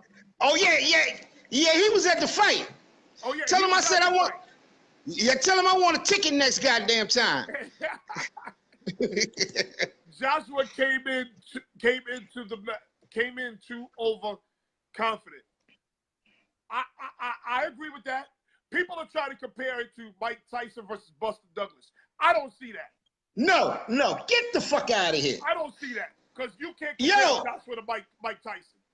I would tell you to blow the whistle, but since we're talking about boxing, you got a bell in that motherfucker? Ring the bell, we got goddamn. a bell. Oh, yes, we do got a bell. Nolan, come here. Oh, we got a bell. We definitely got a bell. Nolan! We definitely got a bell. Ding, ding. Ooh. Get my bell up there. Since we're talking about boxing, when people say dumb shit, we're going to ring the bell. They get the right bell. There. Right there. Oh, yeah. Yeah, we got a bell, Mo Stroller. All right. Dumb shit. Yeah. Go ahead. Yo, go ahead and say some dumb shit if you want about Say some dumb shit. Somebody said that fight reminded them of Mike Tyson versus Buster Douglas. Yeah. No, ring that motherfucking bell. And listen, the Mexican boy wasn't as good as Buster Douglas. And No. Joshua damn sure wasn't as good as Mike Tyson. Nowhere near it. Nowhere near it. You can't even put that analogy in there. It was an upset. Yo, the fucking odds. Look, if I'd have put $100 on that fight, I'd have $1,100 this morning. Wow. It was 11 to 1 Yeah. odds? 11 to 1. Yep. Wow. My fat ass was too lazy to go down to the casino right down the street. Wow.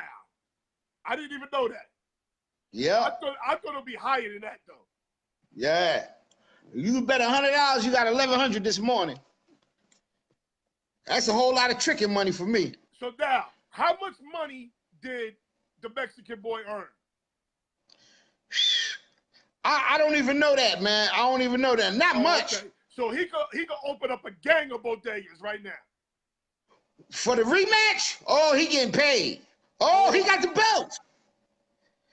He who wears the crown, motherfucker. He who wears the crown. Now, let's say this. Let's go back for a second.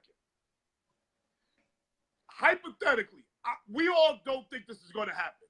But hypothetically, he beats Anthony Joshua again. The price of pussy just went up. Huh? The price of pussy just went up. So if he beats Joshua again, Wilder in Brooklyn. Wow. Yeah. Wow. I might want to root for this Mexican boy. Yo, the boy got some hands, man. You can't. That boy got some hands. Hold on. You ain't gonna tell me the boy got some hands, but did you see that body? Well, look. Look, hold up. I'm gonna do like you. Look at your body, right? Now go call your wife, tell her to get on camera, motherfucker. Hell no. What that mean? Hell no. What that mean? All right then. Okay, I understand what you're saying. You understand? We understand. We just witnessed the debut of the bell prop, y'all. No, you need a better bell, though. Nigga, I got a bell. This was some impromptu shit, nigga. I ain't got no ding-ding shit, but I got a bell. Yo, first though, we gotta talk about Craig because I think we need an introduction. Craig is outrageous. He crazy as a motherfucker, man. He crazy, man. That man crazy. I love Craig. I love Craig. Yeah. Yeah, I done grew to love his crazy ass. I ain't never met him. He is outrageous. And last night he feeling himself. He went to see Beanie Siegel in Philadelphia. So I guess he's feeling himself. Oh shit, well he was close to Delaware. Tell him I might be waiting on the turnpike for his ass to come through.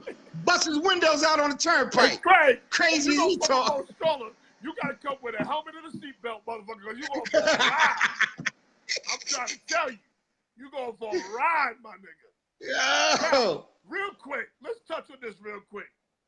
I heard when you left the casino last week, you was out there acting up with NYPD. Nigga, what is your problem? Nah, I won't fuck with no popo. Nigga, I still got warrants in 10 different states. I wasn't fucking with no police. You know what I'm saying? Fuck You is you must have talking been about? drunk and forgot you was fucking with NYPD. I heard you was out there talking shit to NYPD. You gotta ask my nephew. I don't remember that shit. Oh, okay. What? Ask Wade. Huh? I was with Boss Hog. Okay, I'll ask him. Yeah, I wasn't. I heard you had niggas scared they was gonna get arrested, so they was about to leave you in Queens. I know I had a couple of sexual assault charges coming. I know that. I know them motherfuckers is pending. I know I grabbed some booties. You got some Me Too movements popping. I got some Me Too shit going on. Nigga, I had to buy $80 worth of drinks. Apologizing. Yo, you a wild boy, son. Yo, I went to the bar and said, get these bitches, these young ladies what they want. Yo, you a wild boy. That's why I love your ass. You a wild boy. Yo, I remember very vividly where we had a New Year's party at Wade's house in Delaware. You told this pretty broad that your job is to teach her how to sell that thing she's sitting on. Look, she got to earn the right money. Look, this is my motto. A woman can never tell me she broke. You damn right. I'm like, you was born with a moneymaker. Born like, with what you talking about? What you talking about? Motherfucker, you sitting on it. You don't get your hot ass out there and do something.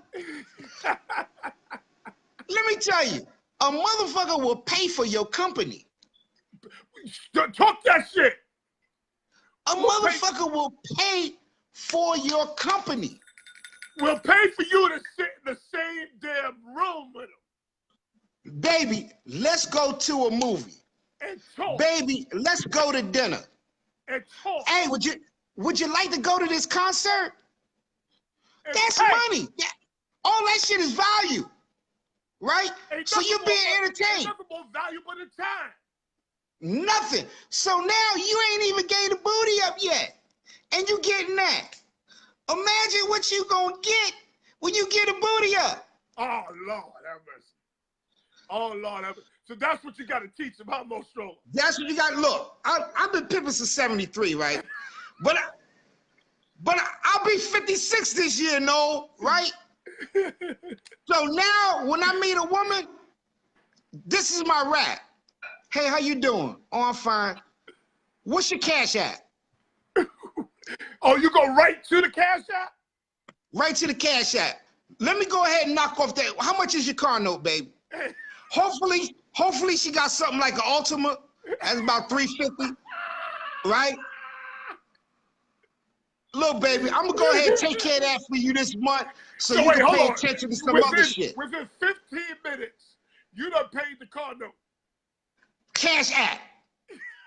Cash app. We cutting through the bullshit. Okay. Now you don't. Once you gave her the money for the car note, what have you just paid for? That booty. Oh, okay. It's coming. It's coming. I might not get it right then. Right? Because I'm a patient motherfucker. You gotta have patience, right? So look. So now, look, no, I done paid. I done cash app. She like, boy, you really gonna send it? Yeah, go look at your cash app. Yo, he really sent me $350 for this car note. That's $350. I'm in another state. We ain't even get together yet. Right? So we ain't even get together yet. And you just pay the dude's car note. Boom. Pay the car note. All right, baby, I'm coming through. What you doing? Let's go out to dinner. Oh, I'm ready. I'll be there. Go to dinner. How about take her to Cheddar's or something like that? That's about $60. Okay. I'm 400 in. Let's hit a little bar afterward. About 3-4 drinks, another $40, $450. I'm getting that booty anytime I want for the rest of my life for that $500 investment. $500 investment. You already in the guts. I'm already in. And we friends. Y'all got some real talk right now. Y'all got some real talk. Y'all out here trying to run cheap, don't buy no drinks. He done paid a car note, bought dinner, and drinks. And I'm getting it, but I'm getting it within a month about 4-5 times. Oh, wait, hold on. Oh, I thought that was just for one session. No! Oh, okay. Nigga, this is like pussy is like penny stocks, nigga. You gotta invest. You gotta invest.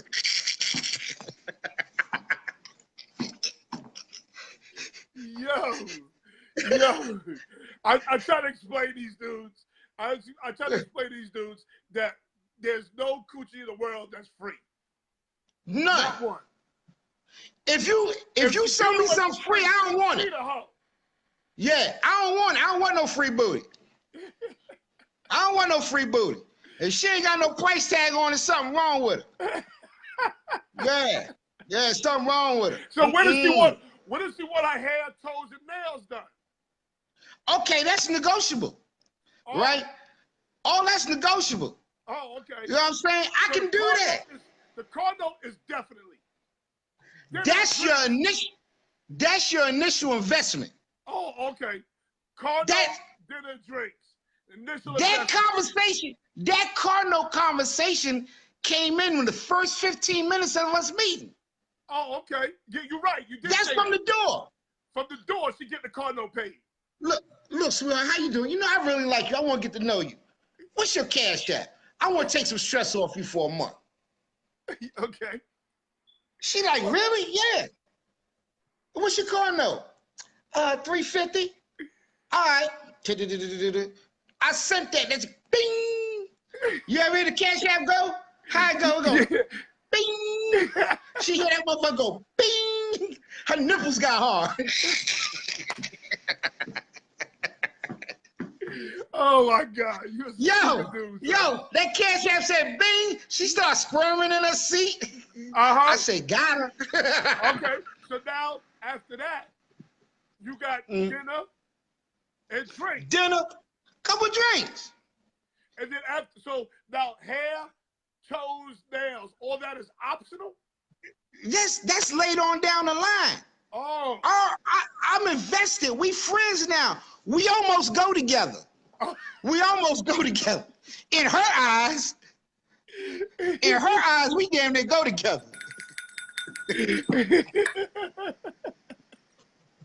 Okay, this is game. Y'all getting the game from Most Nova, a.k.a. Paul Rivera.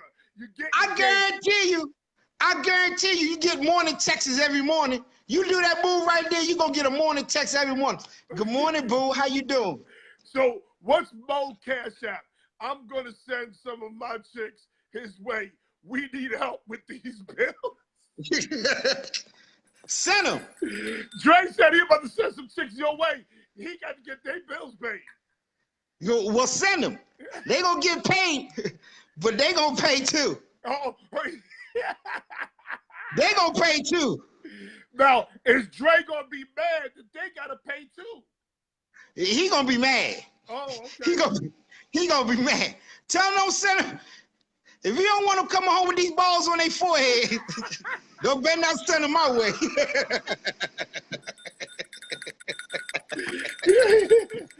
You don't want to come out with the balls on their forehead, huh? Yo, they send my way. It's gonna be some fucking going on. Oh my God. Yo. Oh my God. I don't do no cuddling. Oh, you don't do cuddling? I don't do no cuddling. Oh, I'm gonna give him opportunity pimping. Okay. Damn right. Okay. As long as listen, I can't send mine your way. I'll tell you right now. But let me try. Let me try this experiment. Marie.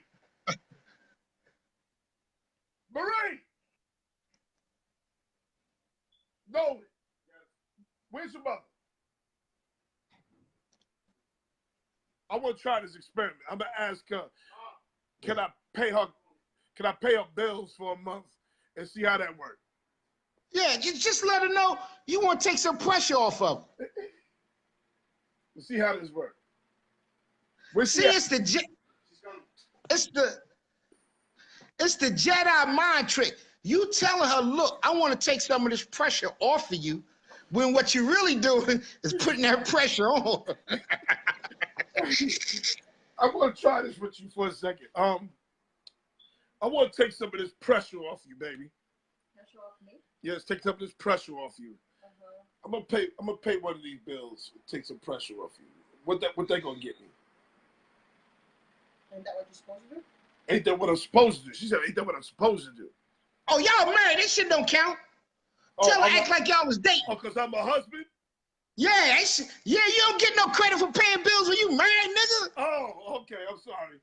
All right. I was trying to figure out what you gonna give me. Oh, okay. I get it. Yeah, y'all We married. married, so her mental is different because we married. Yeah, but even though you married, let me tell you something about finances and coochie. They go together. You see the fingers? They go together. So even in a marriage, when the household finances are in order and there's no stress, Yeah. No, think about the whistle for that one. Got it. Oh snap, yo, you are hilarious, bro. You are hilarious. You my guy for life. So we got boxing information, we got pimping information, we got household finances information. Yeah. All in a half hour for Mo Stroller. I got one more thing I need to bring up. Something happened here in Dover yesterday, right? Hold on. My man Sam Blackwell said, this nigga, the pussy advisor. Where's his business card at? Oh, I want to touch on something that's really serious, right? Because I know you talk with the youth and we talk about these crazy ass millennials and these crack babies, right? Yeah. So here in Dover at the barbershop, there was a shooting yesterday. Oh my God. Inside the barbershop. What? And we grew up, barbershops are like sacred ground. Yes, they were safe places. Safe places. But one of these crack babies felt the need to come up in the barbershop with a gun. And it was actually two crack babies because both of them had guns.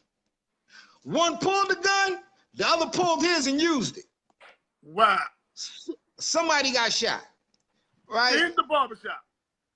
In the barbershop. So you can't even take your babies to get haircuts no more. That's terrible. And I think that's just real sad, man. These young motherfuckers don't know how to fight. They scared to fight. They scared to lose if they fight. So when you got a situation where two men would normally handle it, we go outside, we and you got a beef, you hit me in the mouth, I hit you in the mouth, win or lose, we go get a motherfucking beer afterwards and we cool. Right. But you gonna shoot a motherfucker you done grew up with, you know him in the neighborhood, over some Because you gotta see shit. him every day. After the Yeah. fight, you gotta see him every day. So you got to be cool. But why you just can't fight and accept that ass whooping? That's what's wrong with these millennials.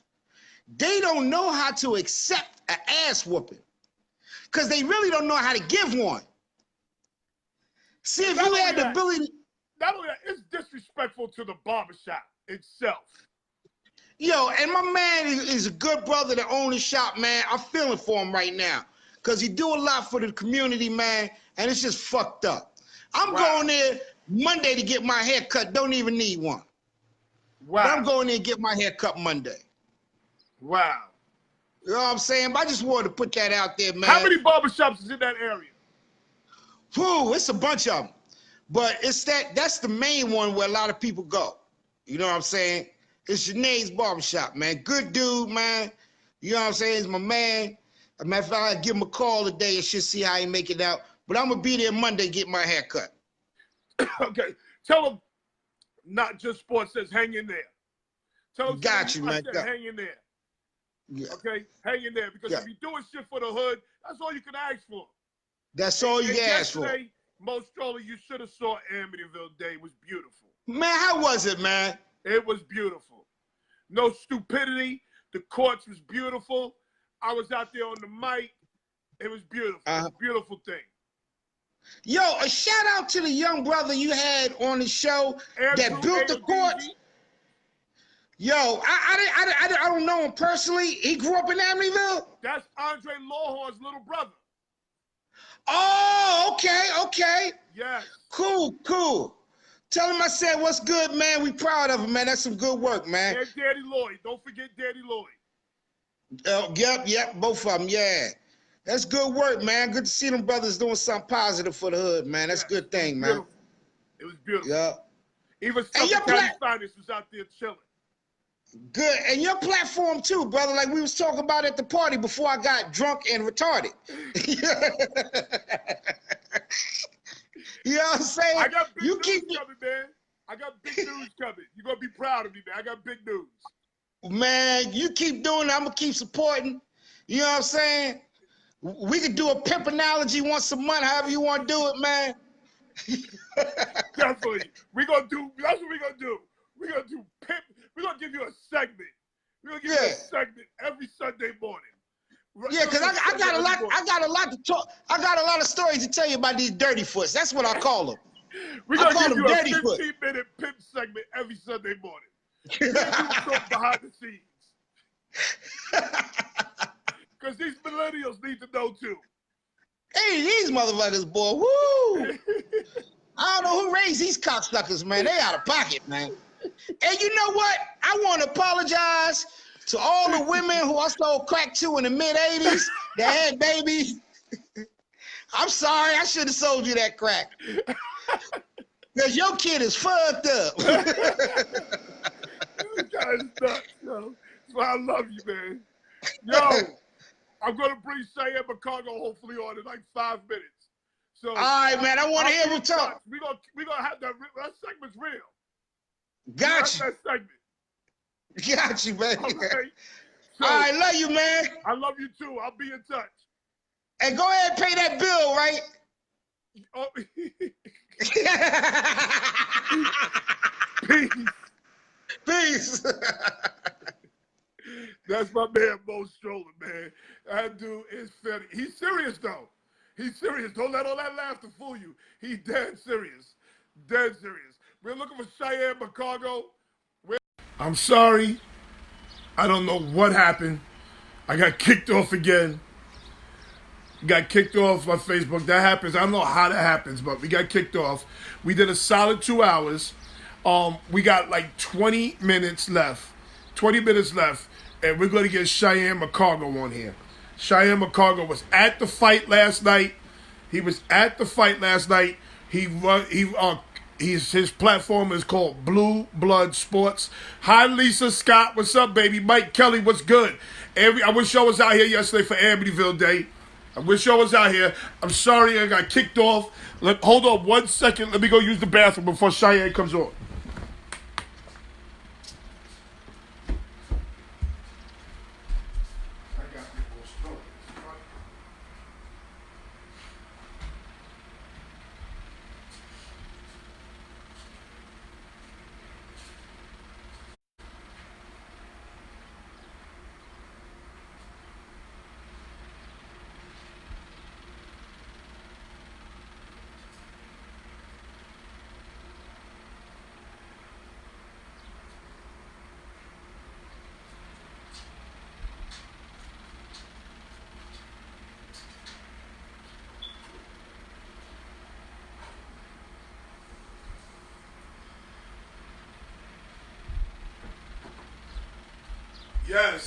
Yes. Sorry.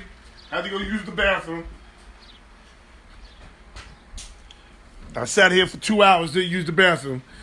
Yo, back to what I was saying. Mo Stroller, we gotta have a segment with him every Sunday. A pimpology segment, something like that. But yeah, Donald Chandler, what's up? Mike Kelly, what's up? My bus brother, Mike Kelly. Amityville Day was special yesterday, Mike Kelly. Wish you was there. Craig, laughing my ass off, you crazy. Oh man, I'm telling you, you messed that Mo Stroller. You need a goddamn helmet and a seatbelt. I'm trying to tell you, he's a different type of special. Different type of special. I'm trying to tell you. But we got about 15 minutes we're gonna have with Cheyenne McCargo. Cheyenne was at the fight. He was at the fight last night. He covers the boxing world with his platform, Blue Blood Sports. He covers it. This is where you lie and put up the sign, we're experiencing technical difficulties. I don't have to lie. I'll pee on myself before I lie. But yeah, so we just implemented the bell. We just implemented the bell. and we got the whistle. Depending on how stupid the shit y'all say, y'all get the bell or the whistle. Okay? So, Mo Stroller said that there is going to be a rematch. There's going to be a rematch, and it will be in the UK. It will not be in the United States. Okay? So, we got it. I think Joshua just took a torch to $50 million. Took a torch. I don't know why he don't fight that short-arm Mexican boy, the bodega on the outside. I don't know why he don't stay on the outside and fight him. Whoever was his trainer, who was his trainer? That's where we need Cheyenne McCargo to get all that information. Where is his trainer? Because whoever is his trainer is an awful trainer. He should have never got close to a punch. Never. Nah, you need a triangle bell or a gong like the Gong Show. Craig, I'm sorry, I don't have that in my budget, Craig. I'm just using what's in my budget.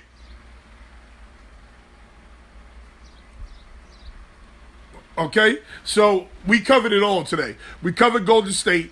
Toronto is going to win. Toronto's going to lose tonight. And guess what? When Toronto lose, I'm going to be all over Facebook talking about I told you so. Toronto's going to lose. Drake is a sucker. He's messing it up for all light-skinned dudes. He's a sucker. In such a major way. Nolan, your mother's calling you. And Anthony Joshua just ruined heavyweight. He just took $50 million and burned it.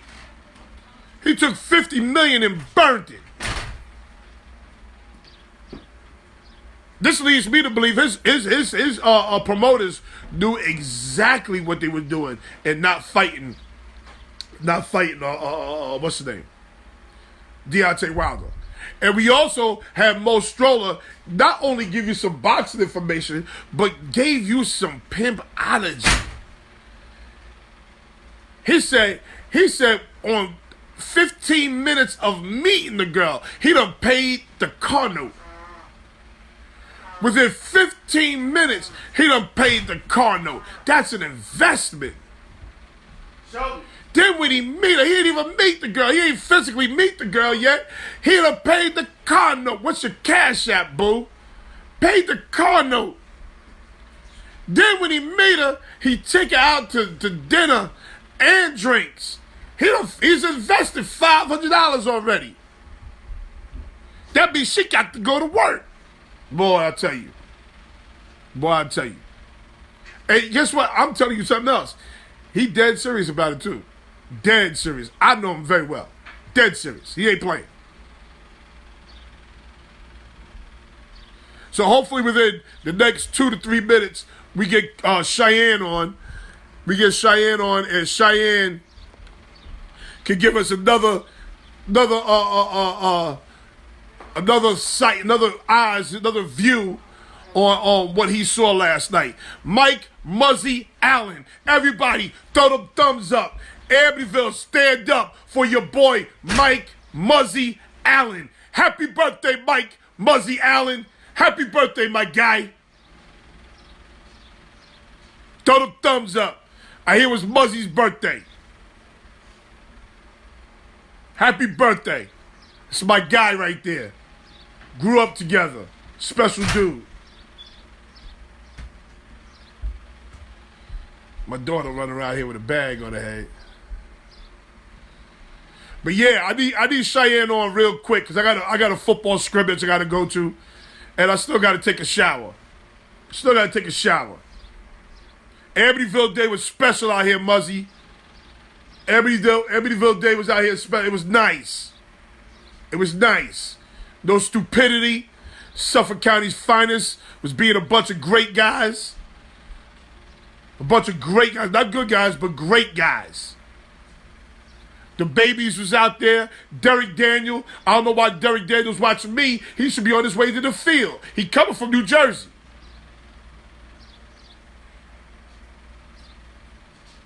So he say, bring you on. Oh, brother, here we go. Let me make sure the bell works. Bell works. Whistle works. Let me get you on before Cheyenne comes on. When Cheyenne comes on, you got to go. Cheyenne comes on, and I got a scrimmage. I already know that what's up. I missed a lot. Did Joshua have a rematch clause? They said oh Lord. They said Joshua, yes, Joshua had a rematch clause. Please explain how you gonna have Patrick Mahomes all over your bar, all over your neck, all over your back, all over your leg. All over my back, my arms, my chest. Oh, that sounds real sus. What did it was the feet. I'm gonna have his ass on my goddamn feet, boy. What? On my feet, nigga. They're gonna say Patrick on one foot, Mahomes 15 on the other foot. Yeah. Yeah. Sounds real sus to me. Yeah. Yeah.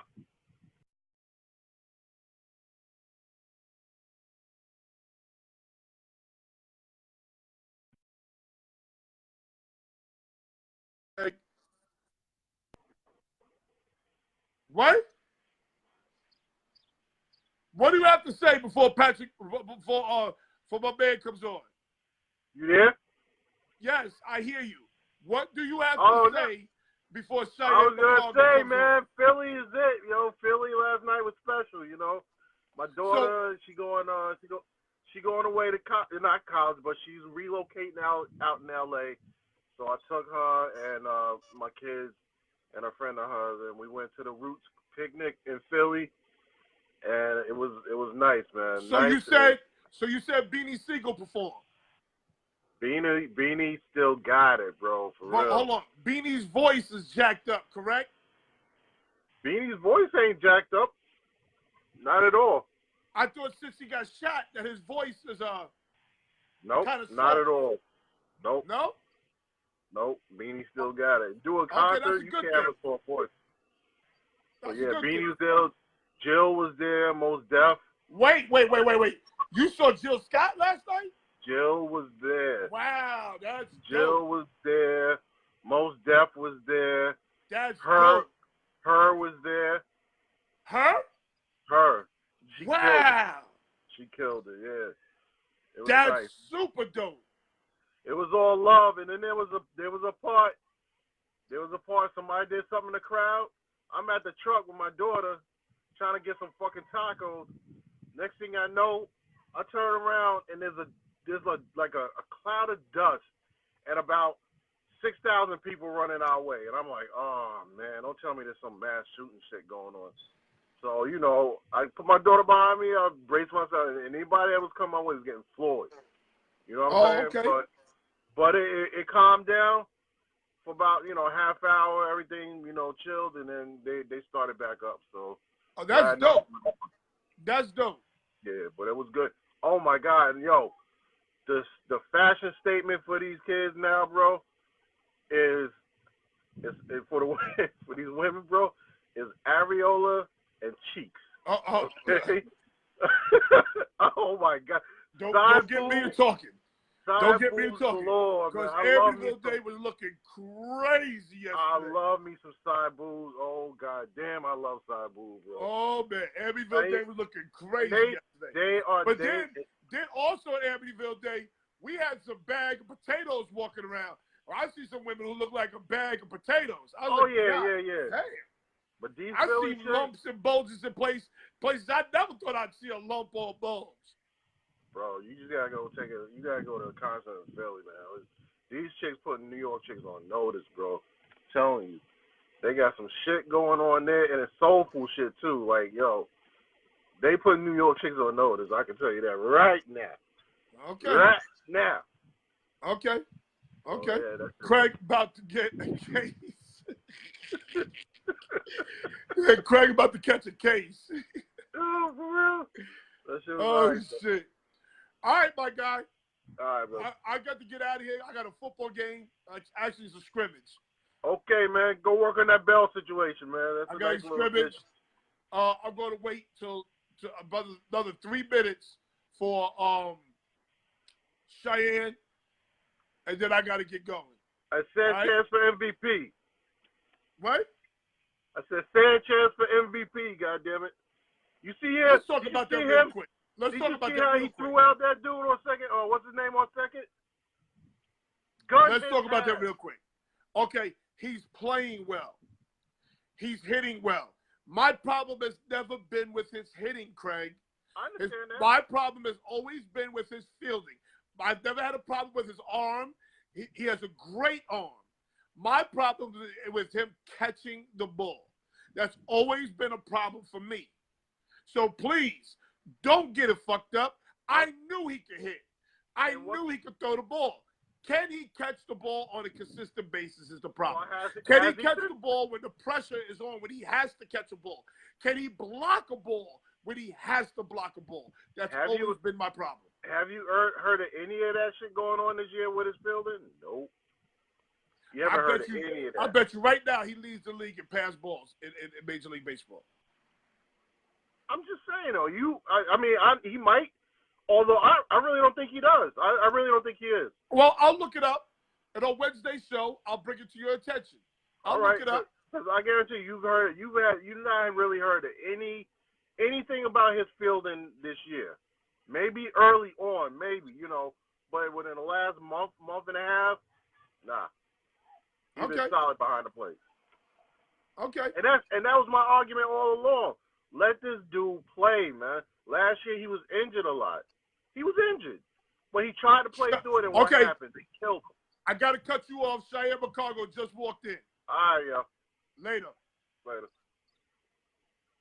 Cheyenne McCargo of Blue Blood Sports TV last night was at the fight, and he gives great insight. The last show was a great show, gave us great insight to what's going on. Cheyenne. What's shaking? Your boy last night, boy, did he shit the bed. Why is he staying on the outside fighting this dude? This dude has short arms. Why is he fighting him on the outside, staying on the perimeter with the jab? Because he's too slow. Too slow. Who's too slow? Anthony Joshua. He was slower than the bodega owner? Yeah, he's slow. Everybody knew that Ruiz was going to pose a threat because he have and Andy Ruiz is underestimated because of his physique. His body. People see him coming in the ring. He should be undefeated. Andy Ruiz should have been undefeated. He got robbed against Joseph Parker, who Anthony Joshua went the distance with and didn't want to engage. He got robbed against Joseph Parker. He should have been undefeated going into this fight. He would have beat Anthony Joshua when Anthony Joshua fought Joseph Parker. That was supposed to be Andy Ruiz, but they robbed Andy Ruiz. See, this is why you give great insight. I didn't know that. I did not know that. So Ruiz got robbed in a fight against Parker, and Joshua went the distance with Parker. And he went the distance with Parker, yep. Okay, so here's the other thing that I saw last night. This boy, Joshua, ain't got no chin. He ain't got no chin. Remember I told you the last time we talked? Remember you asked me who gonna win between him and Wilder? I'm sorry, and I told you, he ain't got no chin and he ain't got no head movement. He can't get out the way of the punches. It was incredible. This boy physique looked like mine.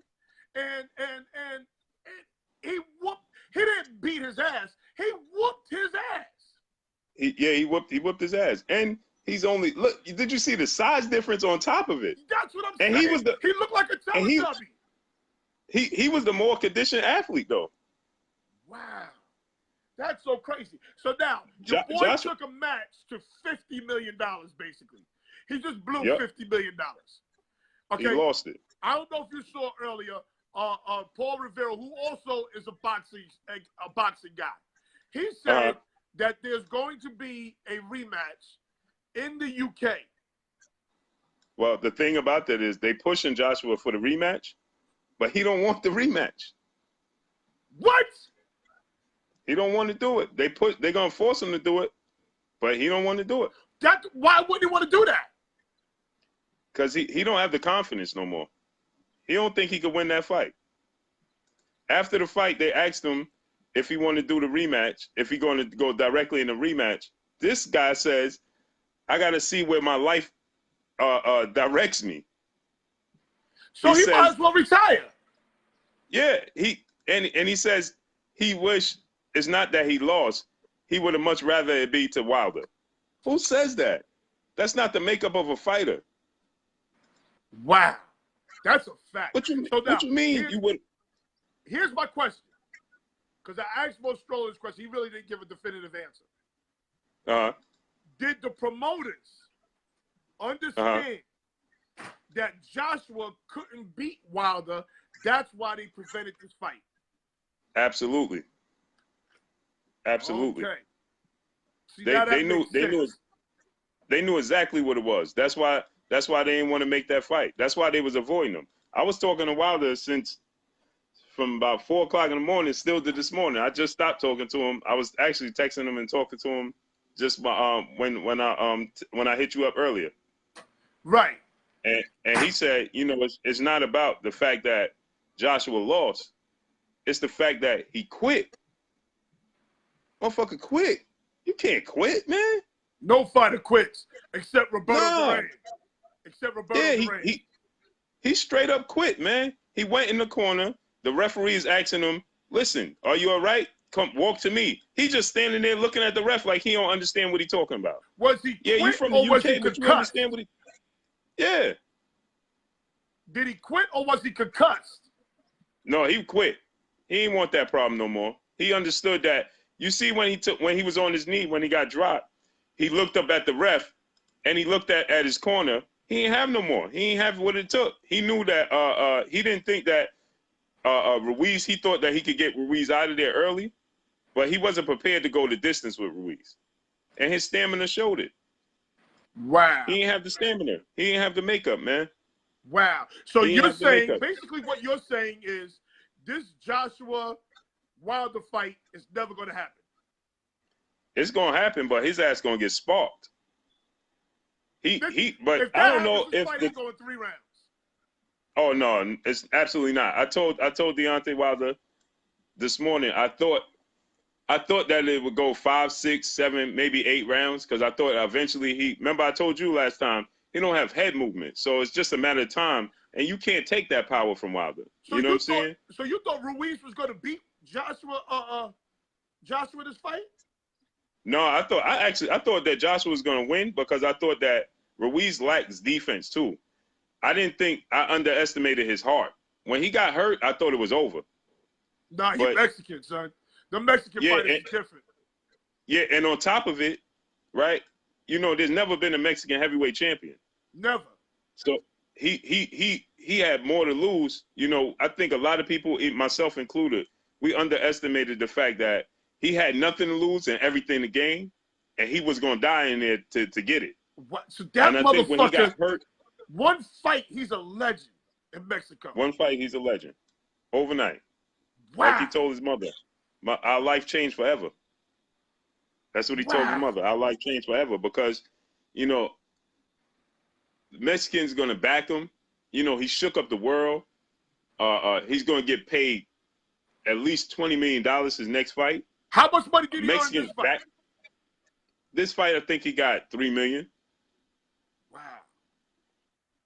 But now he going to get the lion's share. And now the fact that Anthony Joshua is saying he don't know if he wants the rematch, he gotta go home and figure out where his life takes him. What are you talking about, dude? This dude just took all your belts. Wow. That's not the body language, the makeup of a dude that just lost his belts. You just lost all your belts, and you talking about you got to see where life takes you to a dude that was I think he was like a 20-1 underdog. You supposed to Most Stroller said 11-1. All right, so he was 11-1. That's ridiculous, bro. You're supposed to want to get in there ASAP. You should want to get in there right now. No, he spent all his time congratulating this dude. Now that's good sportsmanship, but we talking about combat sports. You should have been pissed. You should have been pissed. Who is this girl trainer? that fought on the same card? What's his name? Rob McCracken. I thought the game plan was awful. He had a 6-inch reach advantage over this guy. Right. He's got to stay on the perimeter and fight this dude. They got him listed at 6'2". He ain't 6'2". Man, that dude looked like he ain't 6'2". He's 6 feet at best. 5'11". At best. Yeah, and that's what I'm saying. And he came in 20 pounds heavier, and he looked like he was drinking kegs. Right? That's a fact. You know what I'm saying?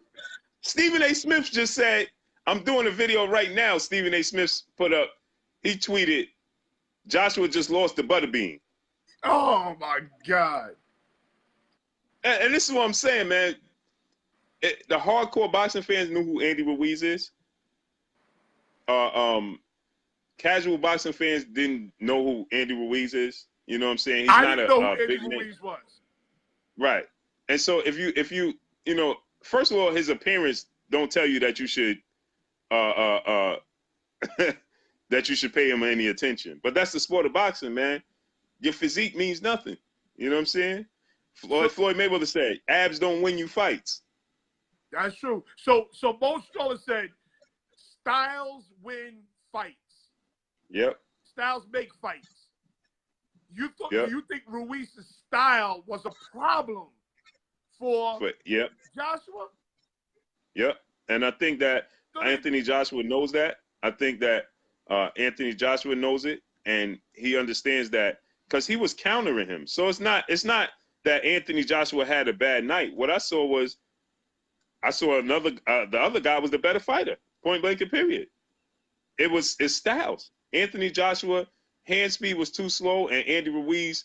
Now, what could work in Joshua's favor is the fact that Andy Ruiz may get comfortable, with success and the newfound popularity.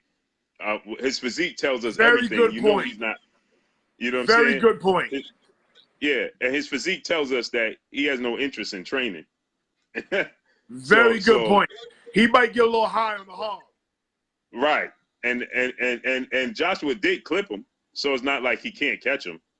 It's just that at that point in time, Andy Ruiz wasn't willing to lose. You had to kill him for him to lose. This is where Craig goes off the rail. See, when people say dumb shit about boxing now, we got a bell. We got a bell. Okay, so that's new shit. We got a bell when people say dumb shit about boxing. Okay, and here's where Craig goes off the rails. Listen to this. This fix was in because Joshua would not fight Wilder. Why would they fix this fight? This is not the fight you fix. They want the Wilder fight. They want them both going in undefeated. Why would you fight? Right. Why would you fix this fight? Yep. And the fact that he made his debut at Madison Square Garden in the States. Now, he fought here in the States in the amateurs. He never fought here as a professional. But all the money, this dude, he made $30 million last night. Why would you want to fix that? Wow. Why would you want to throw that? There's no reason. No, that's you a wouldn't cash want to cow. fix that fight. But Right. again, we talking about you want to keep him on. You want to keep him on board. You want to keep him on the same track, on the right track, for when that Wilder fight come around. You're talking about a $200 million fight now. You're talking big money. Right. You don't want to fix that. That's what they knew this all along. His trainer, Rob McCracken, have been saying this for quite some time, that he didn't feel like he was ready for Deontay Wilder. They understood the fact that, Wilder, his styles make fights. Imagine he had hold on, baby, I'm on the phone. Give me a second, okay? He had issues with Ruiz, who was 6 inches shorter than him. But he had an issue with his speed and his power. Could you imagine? Wilder's fast, probably the most athletic heavyweight, the fastest heavyweight, and he got the most power. And he don't have to work to get on the inside. He could touch you from a distance. That's the truth. And Yeah. this boy's on the inside. Right. Wow. Man, this dude forced his way from the opening bell. If you watch the fight again, from the opening bell, Joshua was on the back foot. He was So willing to something take happened. he He fought like Maradona. He was willing to take 2 punches to get his 1 punch off. To get his 1. And you can see as soon as the fight started, I don't know what happened, but Joshua, you can see in his body language, it was like, oh shit, this dude is better than I thought. He's faster than I thought. Something bothered him to where he fought the entire fight on the back foot immediately. Wow. He started out coming forward, and I think that something triggered him. Something happened in the early fight. I'm gonna watch it again. In about an hour. But something triggered him to make him say, "Oh fuck, I gotta fight this dude on the back foot," instead of imposing himself. And we've seen him do this before with Joseph Parker. We've seen him do this before with Carlos Takam. You know, even with Dillian White. But with Dillian White, it was such a grudge match, and they got such a domestic rivalry that he went balls to the walls with Dillian White, even though Dillian White had him hurt in that fight at one point. But he refused. Joshua, it was role reverse. He had the mindset that he refused to lose to Dillian White. You know what I'm saying? Right. But this fight, it was like something triggered him, and he always says this, which is something to highlight. He always says, I go in the fight and I think I'm scared to lose because I got so much to lose outside of the ring. That's not the makeup of a fighter. Right. What are you talking about? You know what I'm saying? You're supposed to, once you step through those ropes, everything else goes out the fucking window. You shouldn't be thinking about nothing else but fighting. You got to, first of all, damn everything else, your life is on the line right now. Yeah, that's what I was going to say. Yeah. This dude talking about, oh, I got everything to lose. And then afterwards, he's talking about, oh, you know, well, I don't know if I'm going to take the rematch. And when he said this, that he would have much rather lose to Wilder, lets me know that he would have retired after he lost to Wilder. Wow. He wanted to get to that. He wanted to get to that place with Wilder, finally get it over with. He was relieved last night. He was relieved, like it was a weight lifted off of him. Wow. And so why are you relieved? That's He was relieved. It was like he finally could relax, you know, and you could tell all the promoters, all the managers, that everybody else is talking, oh, you got to go back into it's immediate rematch. You're going to exercise. And this guy said something else that sparked in my brain. He said, now every fight, part of the reason, a lot of people don't know this, but a part of the reason the Wilder fight didn't happen is because Joshua didn't want to give him a 2-way rematch clause, right? I think I told you this the last time, right? Yes. He didn't want to give him a 2-way rematch clause. If Joshua won, then he didn't have to rematch Wilder. But if Wilder won, Wilder had to rematch him immediately, right? Right. With the Dillian White fight, part of the reason the fight fell through was because he wanted a 2-way rematch clause. And a key thing about this is he just doesn't want a 2-way rematch clause. He wants it in his favor. Even if he loses, he still wants to be the A side. And he still wants to get 60. Right. So, you know, most fighters going to be like, get the hell out of here. I beat you, and then we rematch, and I still got to pay you the most money? Right. You know what I'm saying? So people like, yo, listen, they don't want to hear that, so fighters pull out. So now, saying this to say, that was a staple point in the Wilder and Dillian White fight not happening, right? This dude says yesterday, when asked about the rematch with Andy Ruiz, he says, oh, somebody says you're going to exercise your rematch clause with Andy Ruiz and go back into an immediate rematch. This guy says, I didn't even know I had a rematch clause. What? Wow. So for the biggest fights of your life, with Deontay Wilder, no fighter who don't know the clause, the rematch clause. Right. Not one. Right. So then he's going to say, I don't pay attention to rematch clauses. Motherfucker, you had two mega fights that fell through because of rematch clauses. He's full of shit. So that sounds like somebody that is trying to maneuver around it. And then he says, I'm going to talk to my team and we'll figure out who we fight next. You just got beat the fuck up by a dude that people are saying Butterbean and looks like a Teletubby. Say what it right, is. and looks like the right. He looks like one of those dudes off of the Super Bowl commercial, Coors Light, Bud Light commercials. You know what I'm saying? He just whipped your ass, dropped you 4 times, and you quit. You talking about another person?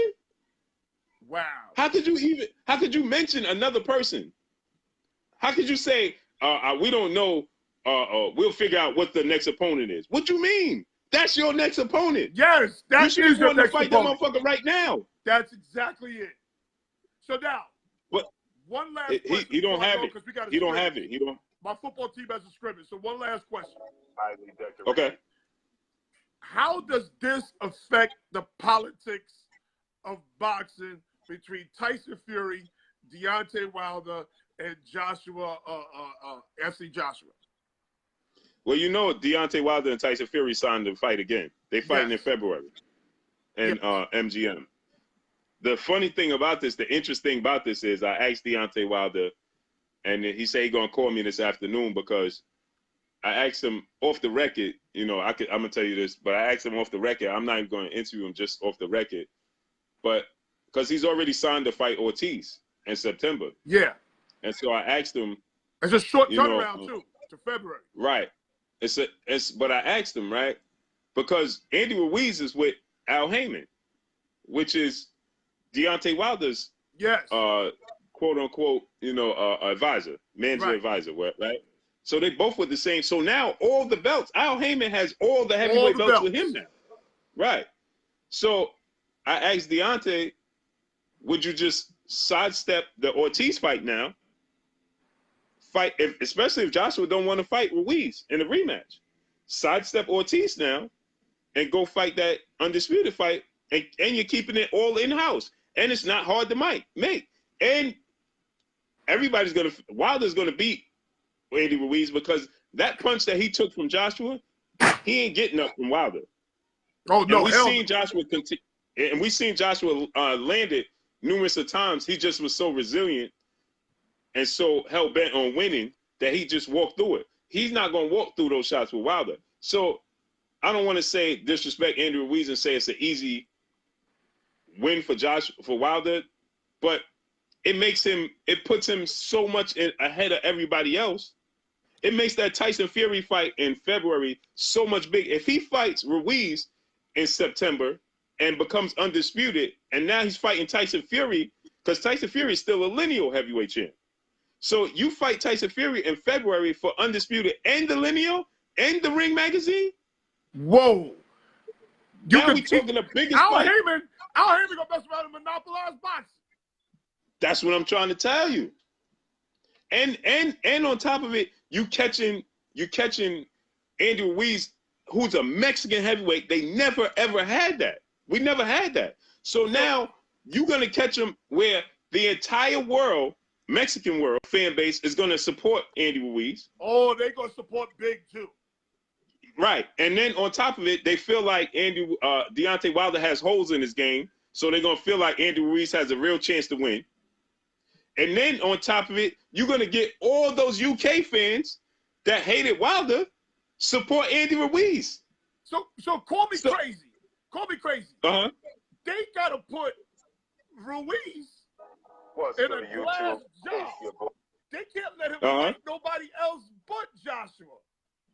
Because he fuck around and lose, Al Heyman is fucked. Right. So that's what I'm saying. Al Heyman, why let this dude fight Joshua in a rematch when I could put him in with Wilder? And I can have the undisputed champion. Because remember, think about it. Situation for Al Heyman. Right. Let's say Ruiz beats Wilder, right? You still putting him in there with Joshua, and he's the undisputed champ. Wow. And you could do it in the UK.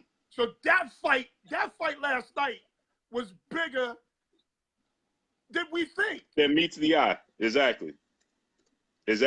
Oh, and that's shit. Al Heyman. Right.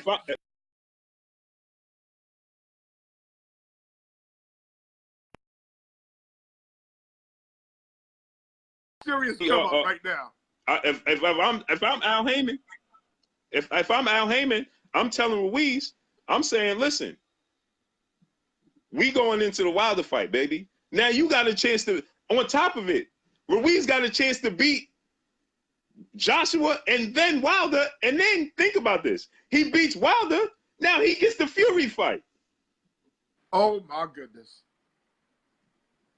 Oh my goodness. And look at the way the Mexicans So that fan base is going to support that him. Fury Wilder fight is about to be crazy. Right. It's so imagine the high that he would be on. If he beats Joshua by knockout, and if he beats Wilder, it's going to be by knockout. We know that, right? Yeah. It ain't going to go the distance. So if he beats Wilder, so you go back to back, you knock out Joshua and Wilder, and now you on the verge of fighting Fury. Oh my God! And you the first Mexican heavyweight champion, instant Hall of Famer. The money you talking about is endless. So why let him go back and see? They talking about the fight with Joshua could possibly be in the UK on top of it. Yeah. Why do that? That's favoring Joshua. Now, two things could happen. You could go to the UK. You could get lackadaisical, right? He could let his guard down, get comfortable, go there. You already shook up the world. You already accomplished. You already created history, right? You're the first Mexican heavyweight in the world ever, right? You shook up the world. It's the second biggest upset in the history of boxing outside of Tyson Douglas, right? You go to the UK, you already, your physique, and people already doubt you. It's easy for him to get comfortable and go there and lose. That's true. But if you say, hey, Andy, I'm putting you in with Wilder now, that's another motivation. Because that's another belt. And that's another fight you're going to be doubted in. So there's a chance that Al Heyman, can he void that clause in the contract? Absolutely. They're going to have to pay Ortiz probably about $1 million, $1.5 million. Pay that motherfucker $1.5 million. Because you about to get, they both about to get, they're going to split $30 million at the least. So pay Ortiz 1.5. There's a chance there will be no rematch. Right. And on top of that, you already beat, Wilder already beat Ortiz, right? Now, Anthony Joshua is questioning himself if he even wants to fight Ruiz in a rematch. So, okay, let's give it to Wilder now. Wilder could easily say, listen, it's in-house. I already beat you, Ortiz. I gave you a chance. And on top of it, I'm going to give you $1.5 million to step aside so I could take this belt from this dude. Crazy thing is this, because I got to wrap it up. Ortiz fucked up. Crazy thing is this, the white man wins again.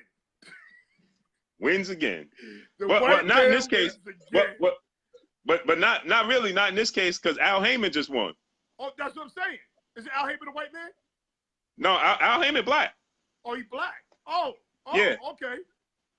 I don't know He why black. Al Heyman's a white man. And he's the manager of Drake and everybody. Oh, Michael really? Jackson. He used to be he's Marvin Gaye. Al Heyman He Marvin Gaye. billionaire. Yeah. Oh, he's already a billionaire. He's Marvin Gaye's best friend. Oh wow. Drake is he Oh, promotes you Drake. giving me a serious lesson. Oh yeah. A serious lesson. Al Listen. Heyman. You hear that Drake song? Al Heyman checks on all. Al Heyman money on all of my checks. Wow, listen. I got something I gotta tell you behind the scenes. I can't tell you here. Okay. All right. I can't tell you here. But I need you as a regular guest. Because let's do it. I don't said screw boxing because I can't deal with the bullshit. But now you giving me an education. Now I'm intrigued. Yeah. Or let's do it. Let's do it every Thursday. Every Thursday's Thursday fine. is better. Yeah. Every Thursday's fine. But I'm gonna talk to you. I'm gonna call you later on today after my scrimmage. You got a scrimmage today? Yeah. At where at? West Babylon Junior High. At what time? 2 o'clock. All right, I'm gonna try to come through. Okay, if you come through, make sure you speak to me. I'll tell you what's going on. All right, no doubt. Yo, Cheyenne McCargo giving us some education. Yeah. Blue Blood Sports TV. Go subscribe. Yes, sir. Go subscribe. Yes, sir. Okay? Yo, I'll see you later. I appreciate you. No All right. doubt. Peace. Salute. Yo, listen, that guy is giving an education, people. He's giving an education. Okay? I got to get going. I'll see you guys Wednesday, and hopefully we're going to get Blue Bloods on. We'll do an hour of Blue Bloods every Thursday. Okay? See you guys. Peace.